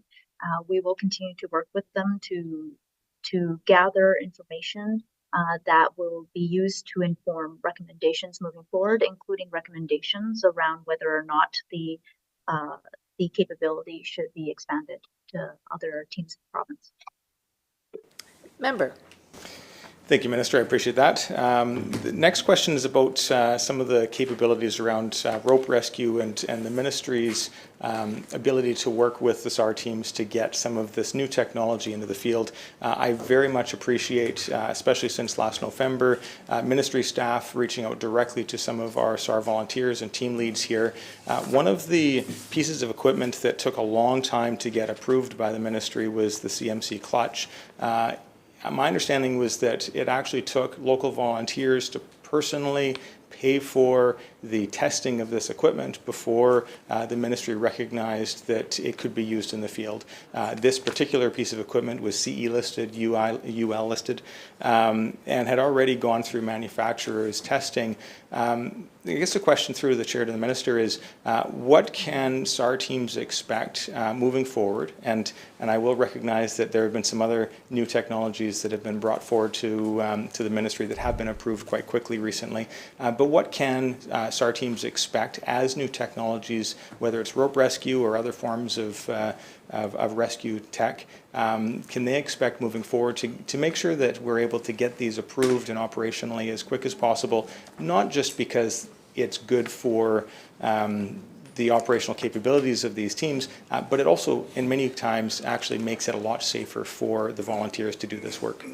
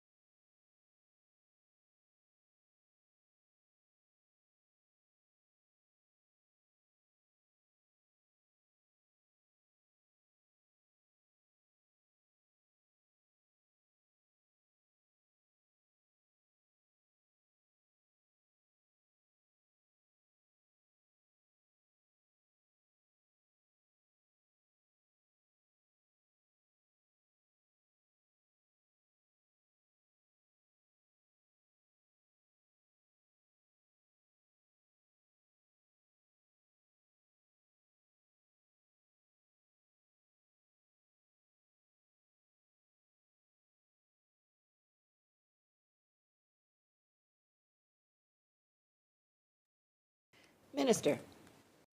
Thank you. So there are a number of partners that are involved in establishing capabilities or use of technologies and having them actually be used in the field. We work with requesting agencies such as the RCMP and Emergency Health Services. They're the ones who actually request for SAR support and various capabilities. Together, EMCR and the requesting agencies working with BC SARA, we would it is our intention to work together to basically define a path forward to move to enable more capabilities and technologies. That was a really ineloquent way to say that the work is still ongoing. We have consulted or contracted a consultant to help perform a needs analysis of requesting agencies around technology and capabilities to identify gaps and how best we can go about to fill them. And we are working with BC SARA, BC Search and Rescue Association right now to set up a structure that includes search and rescue groups at a search and rescue groups as well, to enable them to provide more effective input into the types of capabilities and technologies that they're hoping to be able to incorporate into their search and rescue work. So there's the piece about we need to hear from search and rescue groups, and we're working with BC SARA to set up a structure to be able to receive that input more effectively. We also need to work with requesting agencies around what their needs are in terms of capabilities and technologies. And then all the three groups together, we need to work through any concerns and barriers that we might face in adopting those technologies or capabilities. And so that's work that's ongoing right now. And that's probably a confusing answer, but hopefully made a little bit of sense there. My apologies. Member.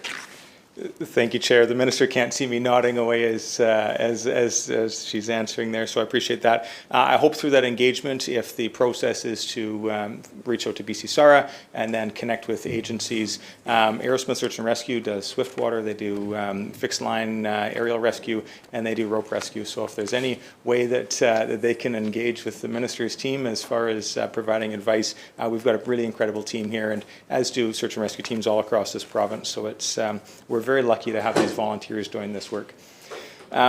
Similar to that with capabilities is I keep hearing from the SAR teams this concept of a capability freeze, new capability freeze. We had a volunteer recently, actually it was a few years back, come to Oceanside from Surrey, and she brought with her a fully trained search and rescue dog. And as the Minister can imagine, in a community like Parks O'Qualicum, where a lot of the searches that are being dispatched from RCMP and other agencies are looking for individuals lost in the woods. That is, a dog is certainly one of the best tools that could be used to scout people off trail and what have you. The question I have through the Chair to the Minister is there currently a new capability freeze, and what can be done for search and rescue teams like Aerosmith Search and Rescue when opportunities come up like that that are very unique. Dog is fully trained, ready to roll, to be able to get those new capabilities in a way that that really puts the team in their best possible footing to do their job.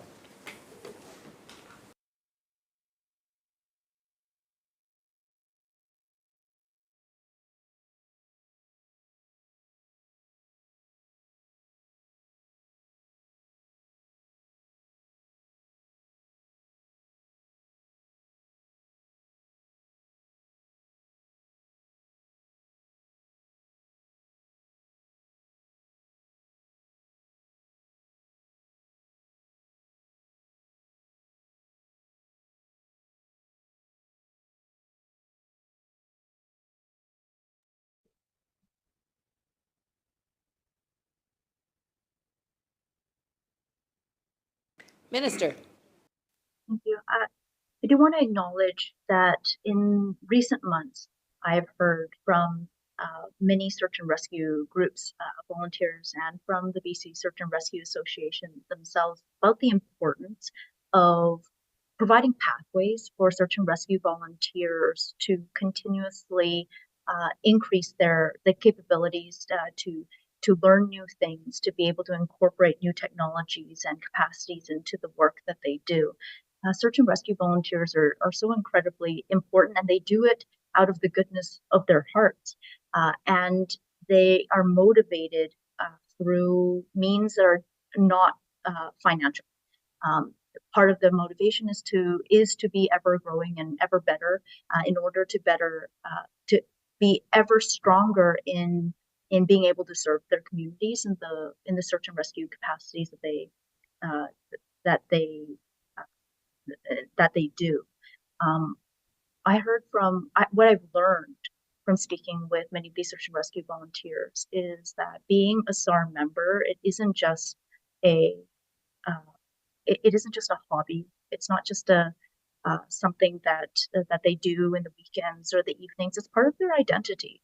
And when something is so strongly, when you relate so strongly to something so important, you want to constantly be finding ways to be better at that and be able to build up and maintain, maintain that skill set, including expanding the skill set that you're able to deploy. And so I heard from many search and rescue volunteers about how frustrating it was to feel as though they didn't have a pathway forward with the approval of new capabilities and technologies. And so that's a big part of the reason why we are engaged in the work that I had described in the previous response, working with the BC Search and Rescue Association and working with requesting agencies to identify gaps and needs for search and rescue teams to have in the province, and then figuring out collaboratively a way forward. I want to be able to do this quickly. The ministry is already engaging in a province-wide assessment this year. And I believe that there are opportunities for us to move elements of this forward even more quickly. And so that's work that's underway. In the meantime, we do continue to accept requests for new equipment where significant public safety risk is identified. And so certainly there is that pathway as well. But I think aside from those specific requests, we have broader work to do province-wide because it's clear that speed at which we have been moving to adopt new technologies or to approve new capabilities in various search and rescue groups across the province has resulted in significant frustration, and we don't want that. Not when these volunteers are so incredibly important to us. We're committed to working with them and working with BC SARA on moving things along. Member. Thank you, Chair, and I appreciate the Minister's words. The SAR teams that we have here, I was a search and rescue volunteer for a couple of years, and the calls in the middle of the night, the pager back in the day, it's a huge disruption, but it was very meaningful, when you're part of a team that can go out and find folks that without the help of these volunteers would certainly not come home. And so I don't want to put words in the minister's mouth, but she didn't answer whether there was a freeze or not, but recognize that there's work that needs to be done, and that work is taking place right now, and that we should see through that engagement with staff and some of these SAR teams that hopefully we can see some new capabilities moving forward. I'll move along to some of the challenges that exist in community with warming and cooling centres, and I was able to catch some of the previous remarks from some of the other members here. The Minister, and I will give the Minister credit, when we were early this year having extreme cold weather in Parksville, Qualicum Beach, the Minister was there to respond to that directly, both through her staff and herself personally, and it was very much appreciated. That was a very difficult time for our community. Without getting into the details, because I don't want to throw any elected officials under the bus, not the Minister, but at a different level, what happened was some challenges with local government maybe not being as open to the idea of providing a warming center during some really extreme weather. We had a facility, we had an operator, we had volunteers, we had staff, we had everything lined up, but we weren't able to get funding flowing because of some barriers. Through the chair to the minister, I'm sure this isn't the first time this has happened. What work is being done right now moving forward to ensure, whether we're talking about a cooling center in the summer or again warming centers next year, to prevent that type of thing from happening? That warming center in Qualicum, it was the 11th hour that it opened. I had to threaten to open it out of my office, which the legal staff here were not happy about. What work's being done right now to try to make sure that coming into the next season that we don't have these types of barriers get in the way?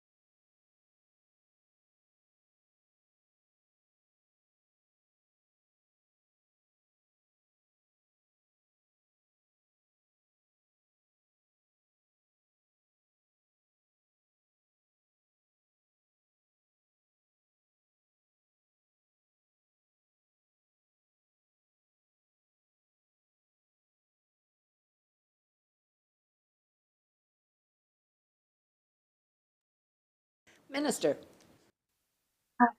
Thank you so much, Chair, and I really appreciate the member's question around this. He is correct that it is the situation he's describing is not the first time a local government has been reluctant to open a warming or a cooling center to support their community. Warming and cooling centers specifically are led and operated by municipal governments, local authorities, so municipal governments, regional districts, or First Nations. The province, through EMCR, does provide funding to cover all incremental costs from hot and cold drinks to rental fees, if there are rental fees, to extra energy costs or security costs or transportation to get vulnerable populations to and from the warming and cooling centers. So funding is usually not the reason behind reluctance of communities to open. I can't speak on behalf of communities why they might be reluctant to open a warming or a cooling center, but certainly want to reiterate that all extra costs are covered by the province. Emergency management, and I've said this before, it is a shared responsibility that involves partnership and requires partnership from all levels of government. EMCR, we don't take a command and control model. And so I can imagine some large scale emergency situations where provincial government might take a command and control model, although we're talking really, it would have to be a pretty large scale emergency. And even then, I don't know that would be the most effective path forward, because those partnerships and the collaboration between levels of government and different community partners is so incredibly important. And so we aren't able to force local governments to open warming or cooling centers, but we can work on our partnerships with them. We can educate them as to why it is important, provide information and data. EMCR pulls together partners such as we work with the Ministry of Housing, with Ministry of Social Development, Poverty Reduction, Ministry of Health, First Nations Health Authority, to gather information and support communities in their work to support their populations. There have been cases where non-governmental organizations that are plugged in have been able to use that information to convince local governments to do the right thing. We also are, as a ministry, we work on the HEAT committee, and it had to be clarified for me, the acronym, because HEAT is not just about extreme heat, it is about anomalous temperatures. So HEAT stands for the health effects of anomalous temperatures. It is a committee of the province led by the Ministry of Health. They're going to be revising their anomalous temperature response guidelines based on the health and community impacts to people. And these guidelines, we hope, will be able to inform communities as to when it is appropriate for them to open warming and cooling centers and to encourage them to do so. It really is an ongoing work for all of us, I would say. Member. Thank you, Minister. And I think we both recognize the challenges that can exist. I hope that the Minister's team is considering other options when it comes to, it's basically about a flow through of funding in a local community, right? And the current regulations that I think sit under Ministry of Housing, that in our community, I believe it's below 0 and a weather warning, or below 4 at any rate. That's working out pretty well. The challenge is just if there is that block to provide that service. I'm happy to say that service ran for, I believe, close to a week. We had one complaint, and for vagrancy, turns out it was an individual walking their dog. So it was a huge success. And it was a shelter that was utilized by not just the sort of regular unhoused population that we tend to see often at these shelters, but there was a senior whose heat wasn't working. There were Ukrainian refugees, there were youth, other seniors, so it's hugely valuable. Recognizing that my time is up here, I was hoping that the minister would elaborate on some of the work being done proactively to prepare for earthquake and wildfire in my community. Both are a risk, but I will save the minister the time on that, and just thank the minister and her team for the incredible work and being as accessible as she is. When things get really difficult in the community, it's always nice to know that there's a leader who's able to work collaboratively to get things done, and I genuinely do appreciate that. So with that, I am done. Thank you, Chair. Seeing no further questions, I ask the minister if they'd like to make any closing remarks. Thank you, Chair. I just want to thank all of the members who have asked questions. And I know that many of them have asked questions on behalf of their colleagues as well. It's the nature of coordinating questions during estimates. I know that we've got 3 houses running and a lot of work happening. And I do want to acknowledge as well the value that I place in hearing from members about what's going on in their communities, regardless of the political affiliations that they may carry. During an emergency, we've all got to pull together, and we have seen people come together in extraordinary ways through past years. Is my hope that British Columbians are able to continue to pull together in the future. My hope, my expectation, and I certainly I expect that British Columbians will, because they have demonstrated their ability to do so. We have a lot of work ahead of us, and I want to say again that if we were able, as a province, not just the provincial government, everybody in the province, to operationalize responses to every situation that might occur, we wouldn't call them emergencies. And so there will be situations in the year or years ahead, months or years ahead, that we collectively as a population didn't anticipate, and we'll have to be agile, and we will have to be flexible, and we'll have to work together. But in the meantime, British Columbians have commitment of me, my ministry, and our province that we will do everything in our power to be as prepared as possible, to ramp up our efforts to mitigate the impacts of disasters before they happen, to support communities through recovery, and of course, continue to be boots on the ground and all hands on deck during response. And in addition to that, we have to continue our work to drive down greenhouse gas emissions that are causing climate change to begin with. So lots of work ahead for all of us, and grateful to all the members who have asked questions, not just during estimates, but also during all debates, and who have reached out to me personally when things in their community needed to be brought to my attention. So thank you, Chair. Thank you, Minister, and all members. Seeing no further questions, I'll now call the vote. Shall vote 21 pass? All those in favor? Opposed? Motion is carried. Thank you, members. And I recognize the minister to move the next vote on vote.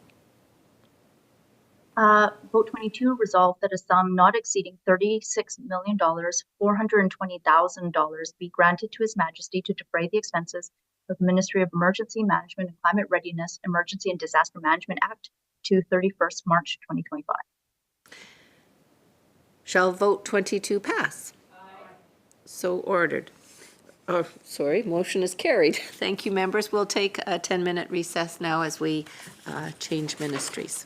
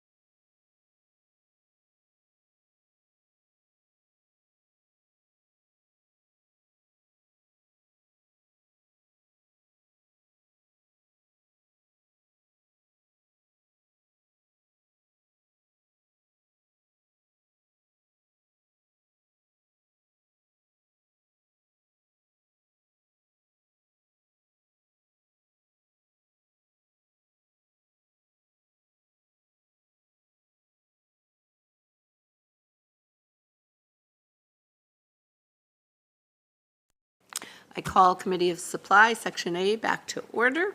We're meeting today to consider the budget estimates of the Ministry of Agriculture and Food. And I now recognize the Minister to move the vote. Thank you, Chair. Vote number 12, resolved that a sum not exceeding $95,004,000. Minister, is it okay for you to stand? Oh, I'm sorry, I should have stood. Apologies. Thank you. Do you want me to start again? Sure. Okay, thank you. Thank you, Chair. Vote number 12, received that a sum not exceeding $95,004,000 be granted to His Majesty to defray the expenses of the Ministry of Agriculture and Food Ministry operations to the 31st of March, 2025.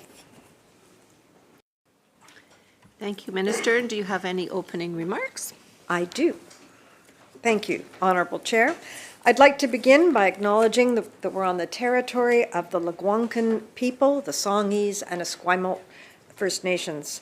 I'd like to welcome the opposition critic, and I'm looking forward to taking questions from all members who will be joining us over the course of these estimates. The Ministry's budget for the 2024 fiscal year reflects another record high for the Ministry as our government continues to invest in the people who provide us with healthy, delicious local food that feeds our families and communities. With a budget that has increased over $50 million from a decade ago, we're backing up our commitment to support farmers, ranchers, and seafood producers and strengthen food security for all British Columbians. Today, I'm pleased to have support from my ministry's executive team, which includes Deputy Minister Peter Burkhorny, Assistant Deputy Ministers Eric Christensen and Michelle Koski behind me, and Executive Lead Paul Squires, in addition to the Chief Executive Officer of the Agricultural Land Commission, Kim Grout. I know that people have many questions, and since we don't have much time, Honourable Chair, I'd be happy to get right to it and take questions from the honourable member. Now recognize the member from Delta South. Thank you, Madam Chair, and thank you to the Minister and staff for being here today.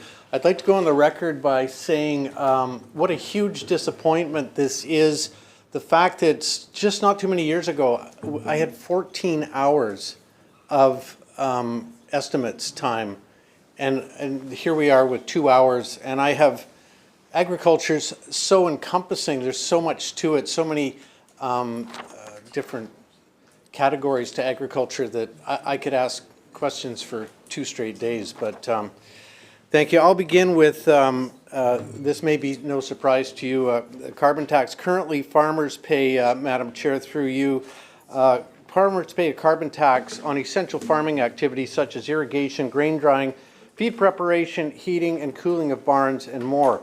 As farmers often have no viable fuel alternatives for critical food production activities, the carbon tax creates a large financial burden without any potential for significant emission reductions. At the end of August 2023, BC Ag Council surveyed BC farmers and ranchers to learn which input cost was the highest concern and the biggest threat to the viability of their business. The cost of fuel came out as the #1 across the entire sector. BC United has called for the removal of carbon tax for diesel, gas, and propane for all sectors of agriculture. My question through you, Madam Chair, to the Minister, have you lobbied the Minister of Finance and other ministries to have this tax removed for farmers and agriculture?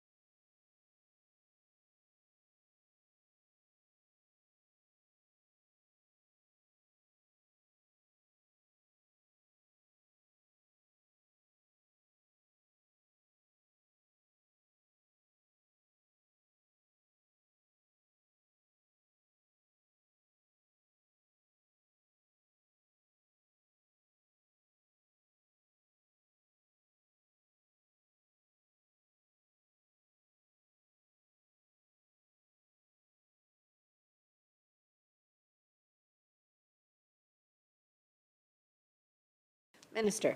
Thank you, Chair. Thank you, Member, for the question. As the member will know, the structure of the carbon tax and how it applies to different sectors in British Columbia is the responsibility of the Minister of Finance, or the Ministry of Finance, and I encourage the member to raise this specific question to that ministry's estimates. That said, I can tell the member that in virtually every conversation I've had with farmers over the past year, the two key issues that they're wrestling with are climate change and the costs of production.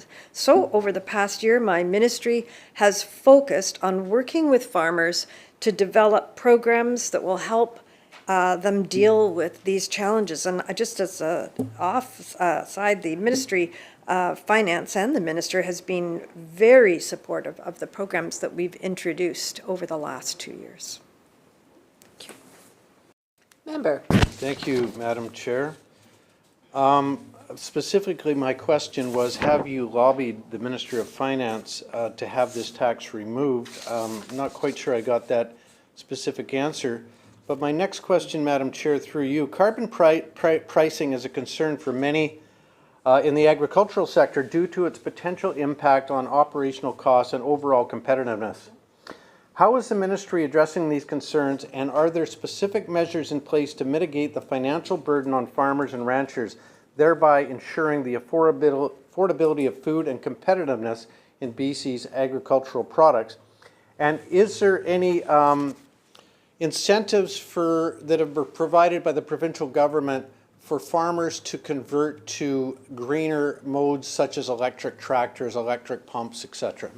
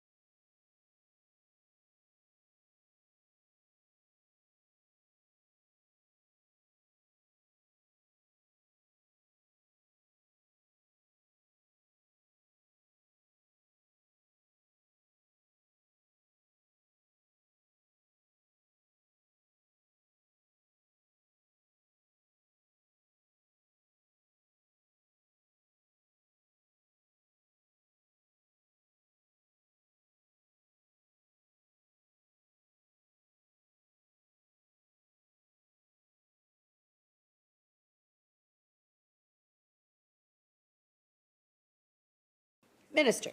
Thank you so much, Chair. Thank you, Member, for the question.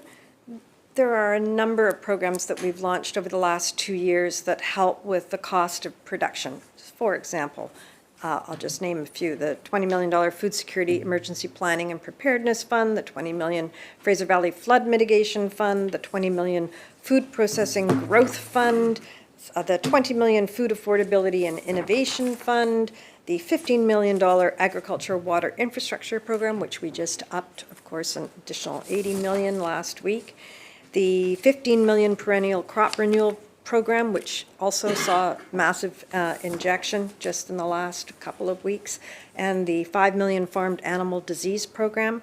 But in particular, one program that you might be interested in, and that falls under the SCAP program, and that's the Agritech On-Farm Adoption Program. And we've actually given $2 million out to the farming community specifically at looking at agritech and the use of agritech to become more efficient and therefore more productive. Member. Thank you, Madam Chair. And as the Shadow Minister for Agriculture, I know about all the programs. Thanks for shouting them back to me. What I would like to, I still haven't had an answer. You've given me back programs that I know about, but we're specifically asking about the carbon tax and how it's affecting the farm industry. I mean, everything we do in agriculture to get things to the grocery store is carbon tax.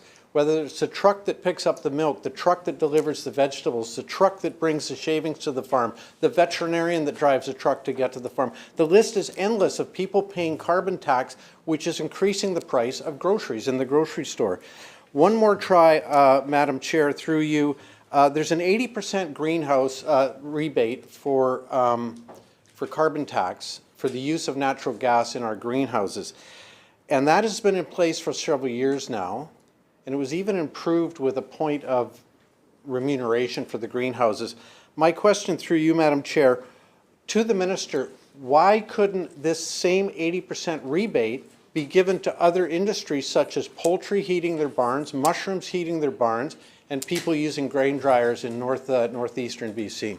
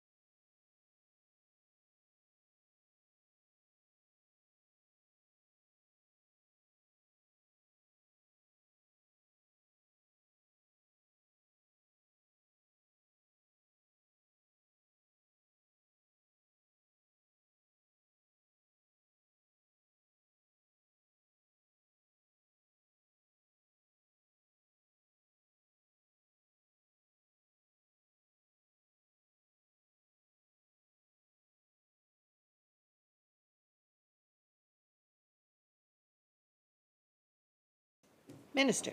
Thank you, Chair. We absolutely recognize the discrepancy between the greenhouse and the regular farmers who use different heat sources or different fuels for different parts of their operation. But just as we speak right now, farmers are eligible for PST exemptions for heat, natural gas, fuel oil, tractors, combines, incubators, and more. BC farmers can also claim a point-of-sale carbon tax and motor fuel tax exemption on colored gasoline and colored fuel. And absolutely, the commercial greenhouse growers can claim a point-of-sale carbon tax partial exemption for purchases of natural gas and propane. But as far as addressing this item further, I urge you to actually speak to the Minister of Finance regarding further measures for farmers. Thank you. Member. Thank you, Madam Chair. I would have thought that the minister would have expected my opening 3 or 4 questions to be about carbon tax and just have a bang, bang, quick answer for carbon tax questions. But we've already used up half an hour of my time. Another quick question, which will likely, Madam Chair, through you to the minister, be referred to the Ministry of Finance, but I will ask it anyways. For many, many years in this province, hay, which is the staple of livestock and horses, has never charged PST on hay for horses. And suddenly now, the ministry is tracking down hay companies that have always sold hay to horse people with no PST on it, and suddenly now hay dealers are having to charge PST on hay to recreational horses. And I'm wondering if you might have an answer for that, or if you could take that forward to the Ministry of Finance to ask why this change has taken place, because it's having a huge effect, Madam Chair, on the equine industry. My next question, that was a bit of a statement, thank you, if you could look into that for me. My next question, Madam Chair, through you, is farm classification. The BC Agriculture Council, as you know, for several years has kicked this idea around about farm classification. And my question through you, Madam Chair, to the Minister, sitting right now is roughly $2,500 of income to show that you have full farm status. And will the Ministry of Agriculture be looking into raising that farm classification status? They've recommended a figure of $7,000.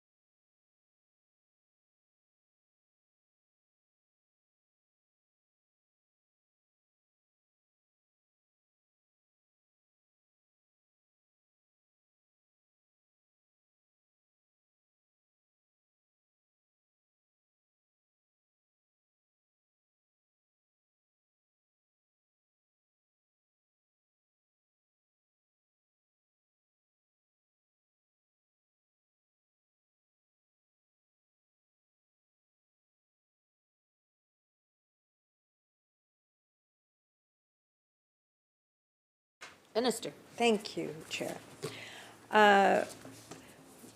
Thank you, Member. We are in the early stages of reviewing the dollar value. But I just want to say on record that no changes are imminent at this moment because the work is complex and we need to do a much deeper dive and obviously do our consultations with all those that are impacted. But we need to find that the correct amount that's appropriate for today's market for sure. Recognizing the member from Skeena. Thank you, Honourable Chair. And to the Minister, fish farms. And we've known historically how much employment and how much revenue has been brought to BC through fish farms. And it is listed under the Agricultural Ministry. And we also know that Premier Eby sent a letter to Justin Trudeau regarding fish farms, the transition, and also regarding First Nations who support and oppose fish farms. But it wasn't really clear on what the long-term outcome was going to be. I know it's going to take a long time to figure it out. But considering the amount of reconciliation that's gone into this for First Nations, considering the amount of revenues it provides the BC government, can I ask why doesn't fish farms and all that entails part of the Agricultural Ministry's market promotion campaigns?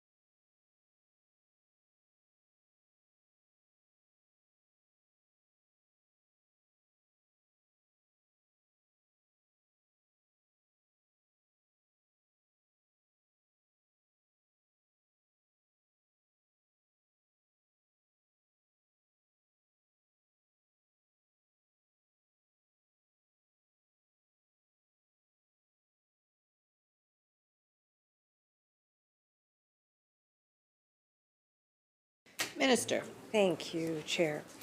Thank you, Member. The question regarding regulation of the fish farm actually belongs to a different ministry.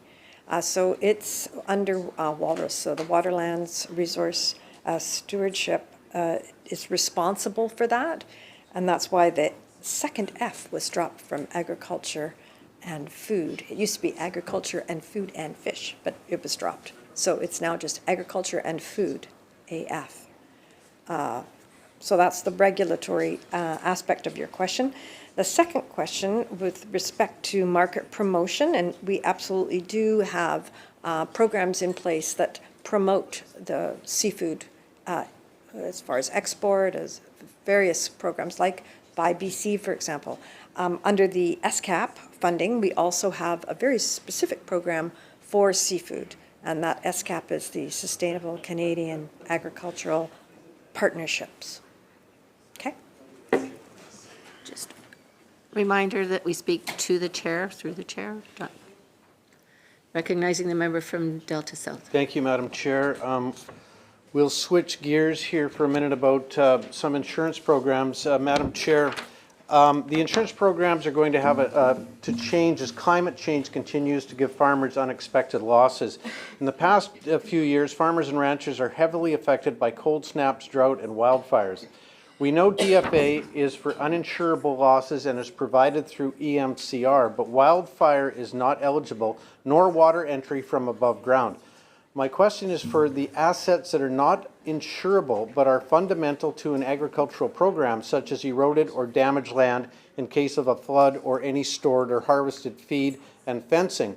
Which programs will cover these items and provide financial relief to keep farms afloat right after wildfire or floods?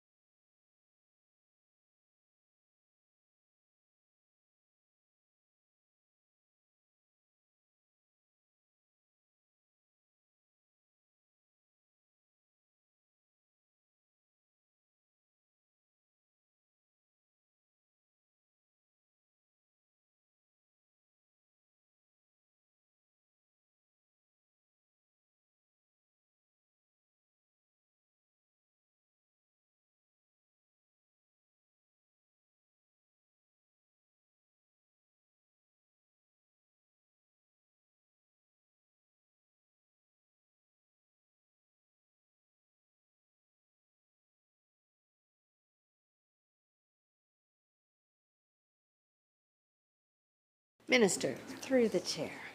Thank you. Thank you, Member. Under those circumstances that you certainly gave us as an example, flooding and fire, agri-recovery is the framework under which we would work with the federal government to address those extraordinary costs. Having said that, I have been speaking to the federal agricultural minister about the frequency that we have had to actually connect with the federal government on providing the agri-recovery. And is it the right mechanism for the circumstances that we're faced with in British Columbia right now? Because we've had to go every year to the federal government to actually engage and find some help for the farmers. So we are meeting fairly regularly to discuss this very thing. So thank you. Member. Thank you, Madam Chair. Madam Chair, this year's drought, and I want to go back to my travels, which is an enjoyable part of, as you would know, Minister, of our job. And this summer I was in Dawson Creek, Fort St. John, Chetwynd, Vanderhoof, Quesnel, dealing and seeing the devastation by the drought and the lack of feed for livestock. And so this year's drought and feed shortage led to farmers selling some of their generational herds. Agri-stability payments are triggered when a producer's current margin drop more than 30% below their average historical margin. However, some were ineligible for agri-stability right after the feed shortage because of the larger sell-offs than normal. In other words, they sold a whole bunch of their cattle in the month of July or August, which brought them in a whole bunch of income. Madam Chair, through you, some of these farmers didn't hit the quota that was needed. How is the ministry changing short-term insurance schemes to meet the needs of farmers right after disaster hits?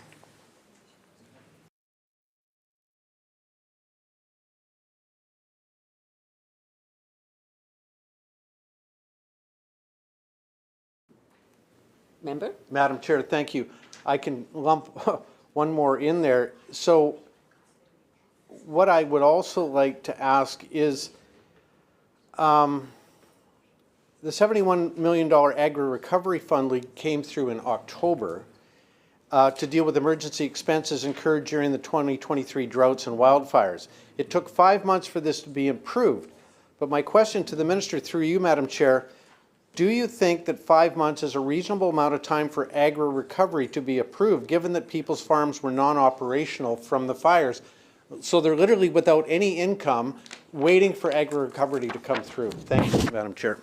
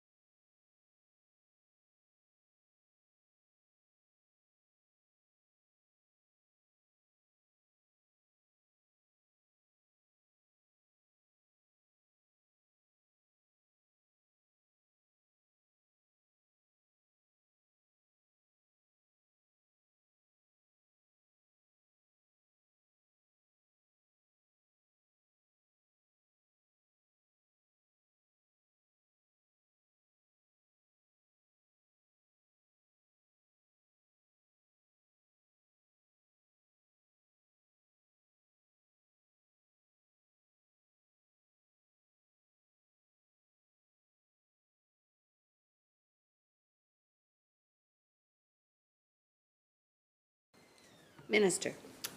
Thank you, through the chair.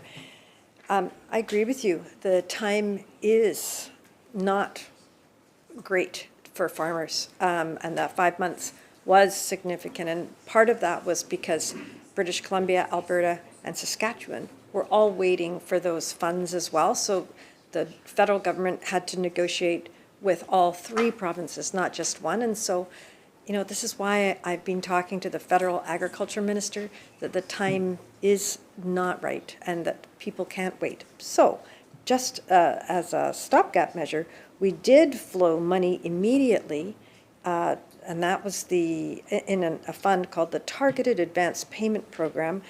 And we had that launched within weeks, and that served 125 producers that accessed approximately $6 million to help with the time that it was taking to get ag recovery launched. Member. Thank you, Madam Chair. Insurance programs in British Columbia need to be revamped in agriculture. Right now, a farmer has to file so much paperwork after a loss, and now we have compounding disasters, wildfire, drought, flooding. It's hard for a farmer to deal with the ramifications of the actual disaster, plus all the paperwork. They have to file agri-stability, DFA, paperwork to replace fencing, another batch of paperwork for crop loss, something else for agri-recovery. At the end of December 2023, the province consultation for updating DFA was completed. My question, Madam Chair, through you to the Minister, what has come of this consultation with the public, and has the Ministry considered a one-stop shop or some other way to reduce the workload for farmers in what is going to be regular and continuous emergency events?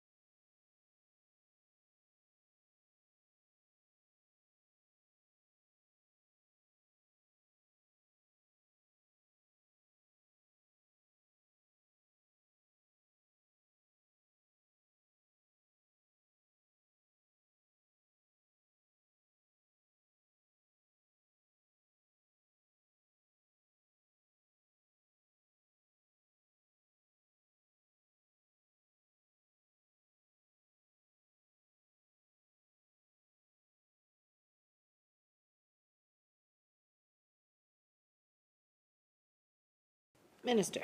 Through the chair, thank you.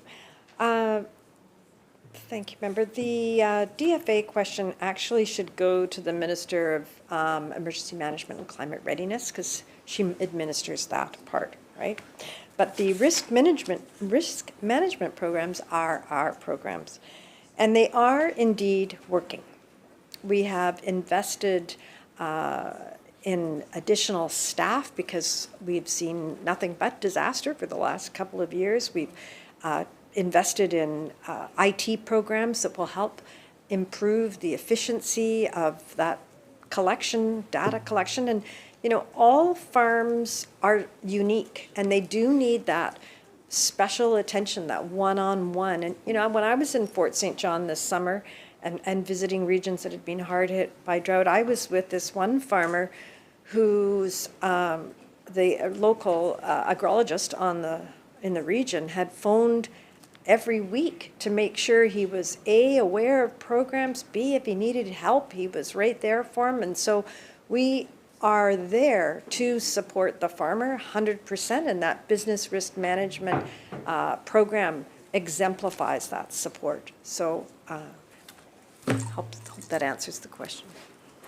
Member. Thank you, Madam Chair. To go in a completely different direction, in my travels on the last couple of summers, there's a huge issue in Elk Valley up and around Cranbrook of they estimate over 8,000 elk. They're walking about farmers' fields and alfalfa fields and ruining their pivot irrigation systems. On Vancouver Island, it's a terrible issue with elk that are walking right into barnyards, right into people's agritourism businesses. People are scared to even get out of their cars with elk.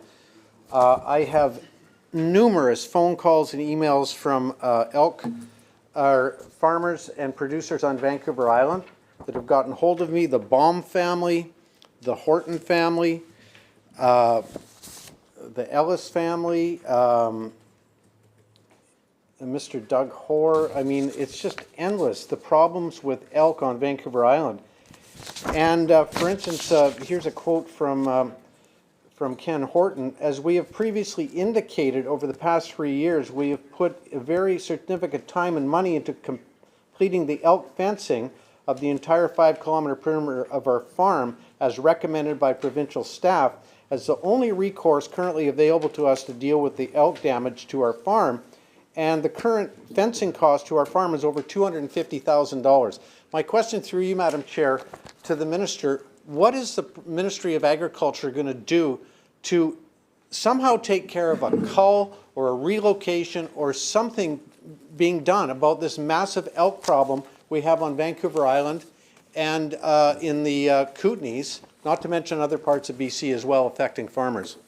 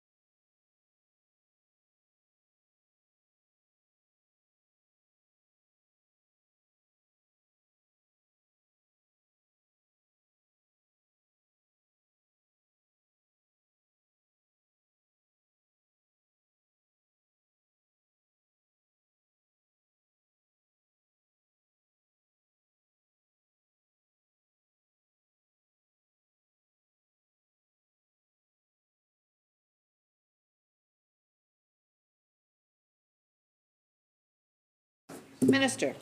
Thank you.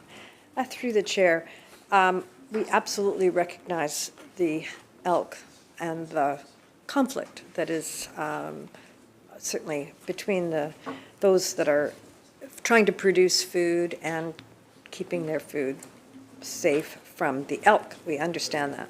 So we are we're working with Walrus, who is responsible for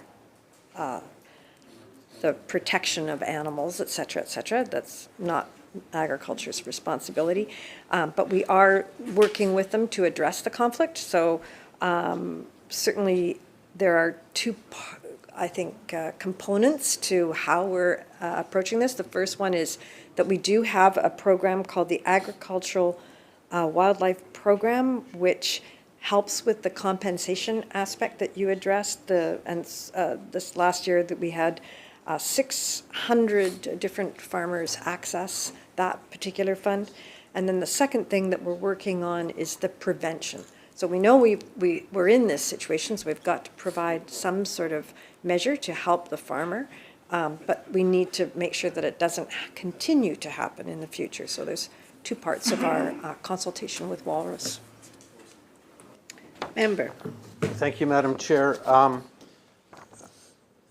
Unfortunately, I'm racing. I had 15 questions on affordability and insurance programs, and now we're talking about elk, and frustrating. I know about the AWP program because my farm is part of the program for damage from ducks and geese and swans eating the grass in my hay fields in the winter. And I do get a small stipend that doesn't cover even the grass seed to replant. But I guess I'll try this one more time through you, Madam Chair. I have to speak to these farmers that have been so affected by elk, and my question is, what can I tell them? Can we increase the money that they're going to get for fencing? Can we look at a culling program? Can we look at relocating these elk? They're damaging alfalfa fields. They're walking on top of irrigation pipe. I'll try one more time if there's an answer.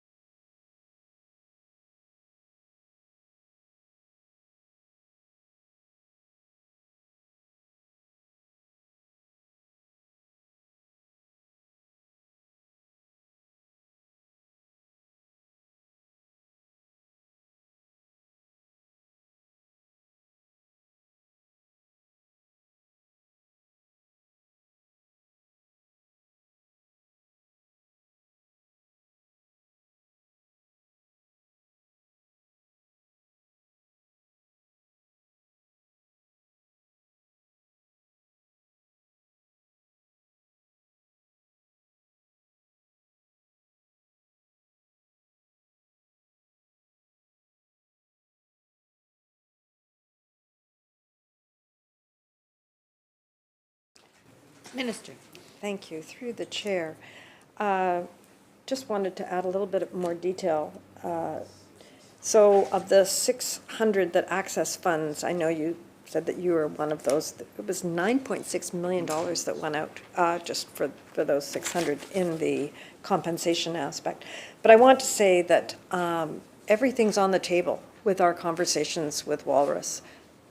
The culling, the, keep relocation, all of that is on the table. And I would really urge you, I think, to have a conversation with Walrus to talk about, the people that you've spoken to that are experiencing these issues with the terrific number of elk in the region. And I know in particular, Creston and Cowichan are very, very bad. So perhaps to reinforce the position, it might be a good idea to speak to the minister through estimates. Member. Thank you, Madam Chair, and thank you for that bit of advice. I'm going to switch now to avian influenza. Of course, I'm sure like yourself, Minister, so many phone calls and emails from poultry farmers that have been so affected for several years in a row now by avian influenza. The government introduced $5 million for farmed animal disease program in 2023 that helps farmers enhance their biosecurity measures, equipment for disease response, research, and training to better prevent the flu from entering the barns. However, farmers who have been hit 2 or 3 times by avian influenza do not get coverage for the aftermath of the disease on their farms. In other words, we all know that CFIA will pay for each dead bird that is euthanized, but they do not get coverage for the aftermath of disease on their farm, disposing of carcasses, cleaning up and disinfecting barns, loss of income for 4 months waiting for or new chicks to come to the farm. And I want to read a letter from a young lady that I met in tears at a dairy banquet of all things in Vancouver, but also a poultry farmer from Chilliwack. And I quote her by saying, "We only have birds in 1 of 4 of our barns at the moment due to supply chain issues with getting chicks due to avian flu. We will be without any income for 8 months, and according to our cash flow projections, we will be $500,000 further into debt by our fiscal year end. This debt will be incurred due to paying our usual mortgage, loan payments, utilities, and regular costs of doing business, paying our foreign workers, etc." And what she's asking, through you, Madam Chair, to the Minister, she's asking what could have used as far as support during this time is access to some interest-free loans from government. That's her ask number 1. I'd like that as a response from the Minister. And Madam Chair, through you, the second question is this young lady, Jacqueline Boer, B-O-E-R, has asked, when will chicks be getting vaccinated? Do we know when chicks will be getting vaccinated for avian influenza?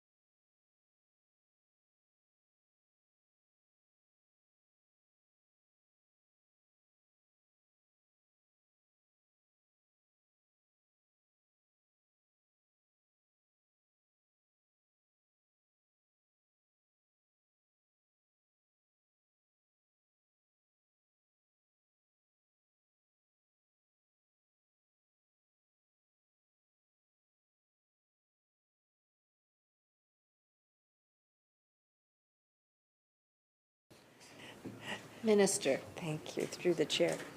and just a reminder to, Yes. to not use the word "you." Okay, it's hard. I Thank know. you. Okay. Okay. First off, I want to say that I too have been all over the province and have spoken to a lot of folks who have been impacted, not once, but twice or 3 times. But I have also received a lot of positive feedback of the work that has been done by the provincial government with CIFA as well, so we are on the right track. I haven't heard about the interest-free loans that was suggested, so thank you for that. I've not heard that one before. With respect to the vaccination of chicks, there are some trials in Europe right now, and the federal government would be responsible for approving a vaccine and will take things into consideration like trade, health and safety, et cetera, et cetera. So I think that's all of the questions answered there. Member, Thank you, Madam Chair. Madam Chair, through you to the minister, just to keep on avian influenza for a minute. I'm going to lump 2 questions together here, hopefully for an answer. At the 2023 Poultry Conference, it was announced that there would be a new alert system for animal diseases. Could the minister expand on what this program entails? And my second part of the question is, there was an announcement 15 months ago to a plant and animal health laboratory in Abbotsford. To me is a beautiful building, relatively new. We were suddenly told that it's going to be rebuilt and relocated. Madam Chair, it's now been a year since announcing this new initiative, which is still in the business planning stage. Madam Chair, where is the new location for this Agriculture BC Plant and Animal Health Lab to be located?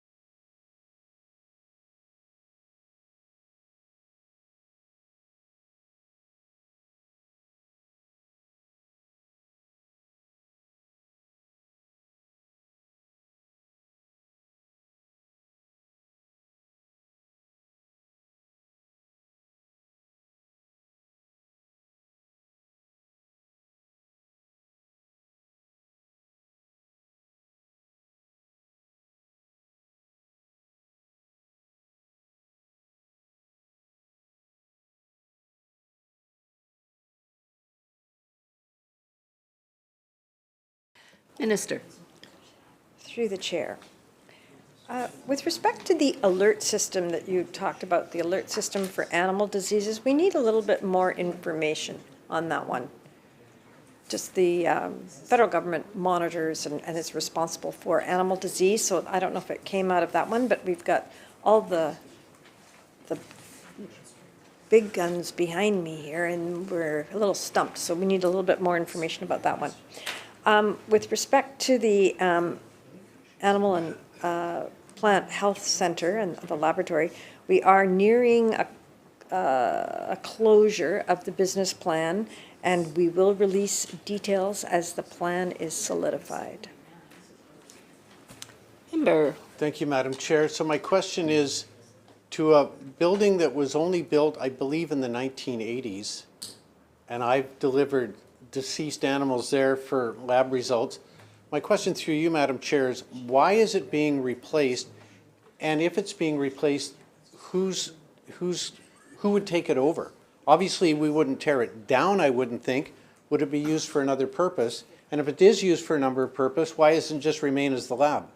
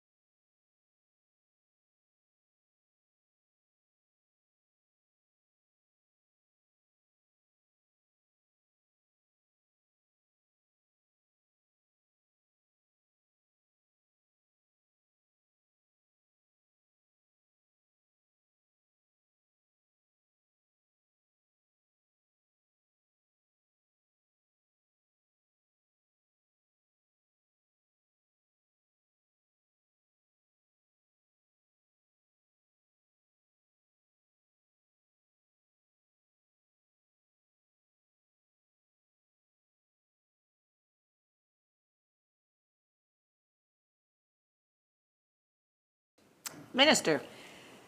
Thank you, Madam Chair. Member. Let's see. Chair, through the chair, sorry. All right. Okay, so to the question, why are we taking the building down? The engineering studies done after the flood determined we would need a new site to operate a lab in, as the current building isn't suitable. And I don't know about you, but I think you might have been with me when, did we not visit this site together? Member. Through the flood. Mrs. Minister. Sorry. And with respect to future use, the Ministry of Citizen Services will make that call as to what it will become. Member. Thank you, Madam Chair. I'm going to switch gears now to some ALC, ALR issues. And with all due respect to Ms. Grout, who's here today, I honestly think the ALC and the ALR is in a total state of dysfunction. I drive 16th Avenue quite often from Delta to Abbotsford. The state of our ALR properties are absolutely out of control, with trucks that are being parked on lots, monster homes. Bill 52 came in, Madam Chair, through you.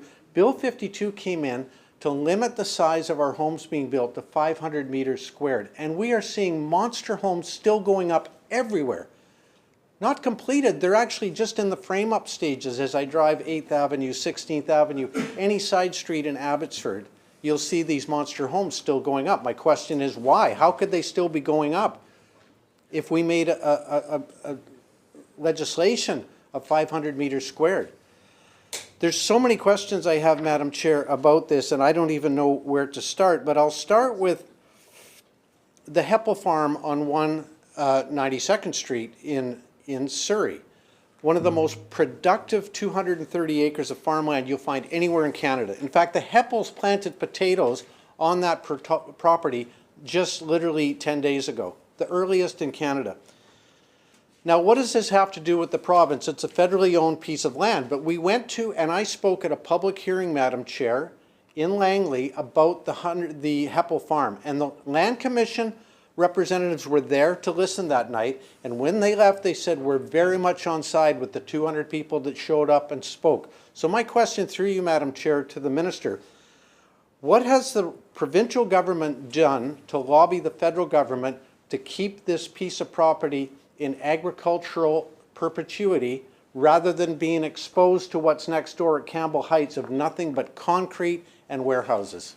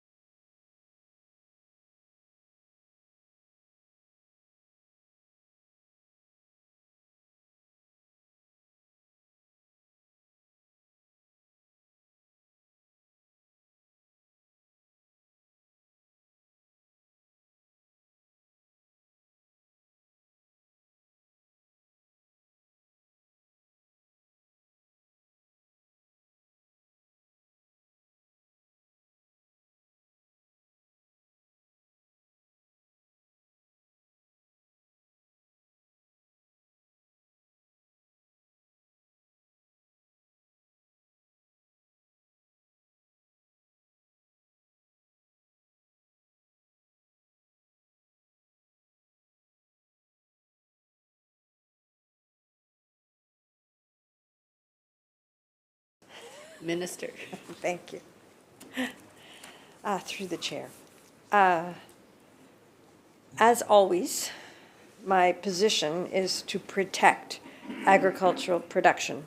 Having said that, Heppel Farms is, as you pointed out, federal land, and so therefore I have no jurisdiction. But I have spoken to the federal representative about the value of agriculture on that land specifically. Member. Thank you, Madam Chair. I have so many questions about ALR properties, enforcement. I see every year in the budget, and that's what we're here for, budget estimates. Every year, it's $5 million, $5.3 million, $5.6 million. There's really no big increase to the Agricultural Land Commission budget. We're told there's 6 enforcement officers for the entire province of BC. But I digress. I'll move on, and I just want to read this out, Madam Chair, through you to the Minister. It's from your mandate letter. As every British Columbian knows, we won't have a secure food supply and manage food costs for British Columbians if we don't look after our farmers and use our land base wisely. Our province's proud history of the Agricultural Land Reserve shows our commitment through many changes of government to protecting land for food for ourselves and future generations. So my question, Madam Chair, through you to the Minister, productive farmland is being lost rapidly. And I'll give some examples. 230 acres of the Heppel farm I just referred to, however, it's federal land, but nobody wants to see that piece of property turned into warehouses. 193 acres in central Saanich. 150 acres recently in Richmond. 30 acres in Cloverdale on Highway 15, which I'm told has recently come out of the ALR for a maintenance yard for the new SkyTrain system that's going to go to Langley. That was a bit of a surprise to me. Red Bull. I heard there's roughly 10 acres in Chilliwack that suddenly come out of the ALR for a Red Bull energy drink facility behind the Molson Coors facility, which also came out of the ALR. How do we explain this, Madam Chair? How can someone explain this to the Shadow Minister, how these properties are coming out of the ALR? And finally, Madam Chair, the reason I read that out is it's in your mandate letter to protect food security and our valuable farmland. So, Madam Chair, through you to the Minister, can you explain to me the Cowichan Bay, the most beautiful farmland that I've come across, I've visited many times over the last 30 years. I was there last summer, and there's a proposal by Nature Trust and Ducks Unlimited to remove this piece of land, not necessarily remove it from the ALR, but breach the dike and ruin 110 acres of prime farmland with salt water and turn it into a saltwater marsh estuary. So my question, Madam Chair, through you to the Minister, are you in favor of this dike being breached and this prime farmland in Cowichan Bay being flooded with salt water?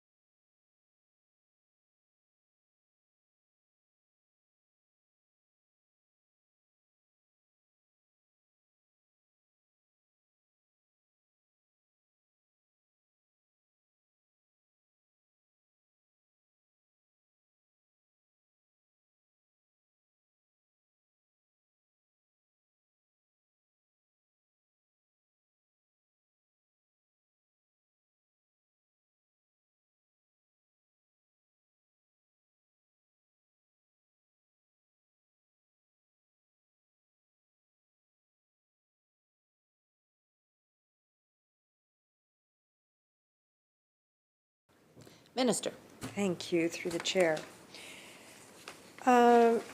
Just want to get some facts out there for you with respect, sorry, didn't mean to use that word. Sorry, for the member. Between 2012 and 2017, the area of land in the ALR decreased by 7,380 hectares. But between 2017 and this past January, the ALR decreased by only 3,800 acres. So there's terrific support for ALR land by this government. Just wanted to get that one out.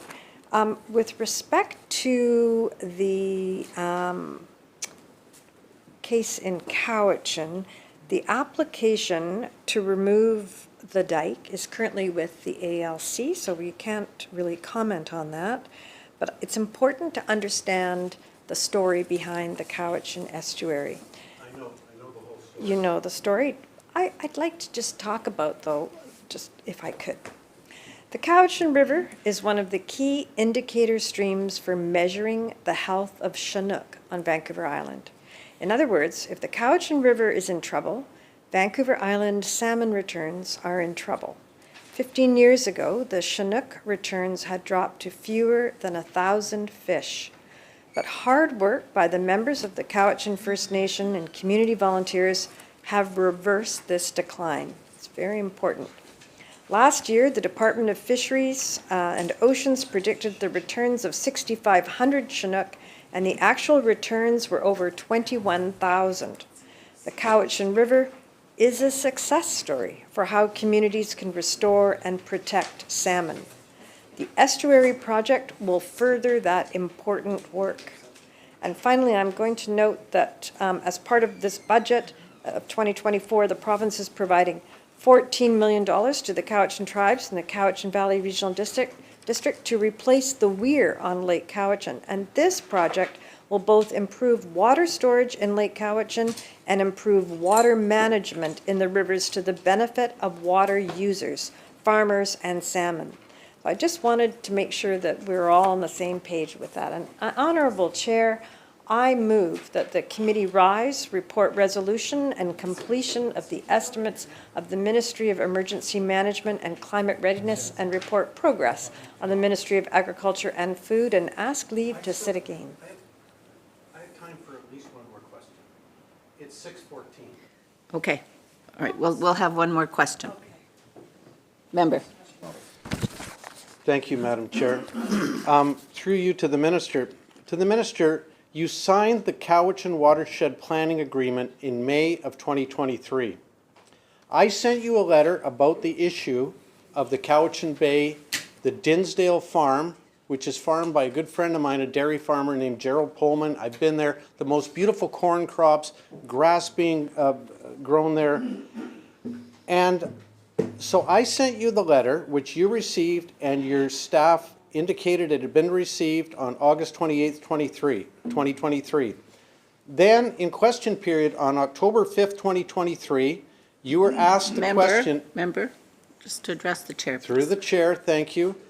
Minister, you were asked the question about this project of flooding the Cowichan Bay, and you said, I quote, "I am not familiar with this particular case." So through you, Madam Chair, can you explain how you signed the agreement in May of 2023? I sent you a letter on August 28th of 2023, and October of 2023, you said you're not familiar with this particular piece of farmland. My question through you, Madam Chair, or my statement is, if I was the Minister of Agriculture, I would be embarrassed to stand up and say that I would look after the little fish or whatever's coming down the Cowichan and Coxsila River versus saving 110 acres of prime farmland.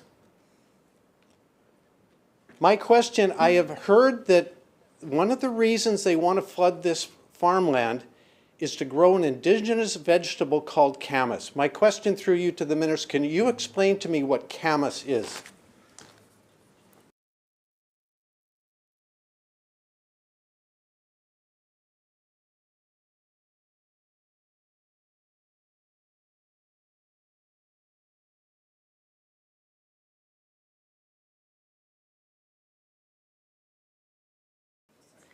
Minister. Honorable Chair, I move that the committee rise, report resolution and completion of the estimates of the Ministry of Emergency Management and Climate Readiness, the Ministry of Emergency Management and Climate Readiness, and report progress on the Ministry of Agriculture and Food, and ask leave to sit again. Members, you've heard the question. Those in favor, please say aye. Aye. Opposed? The motion is carried. Thank you, members. The committee stands adjourned.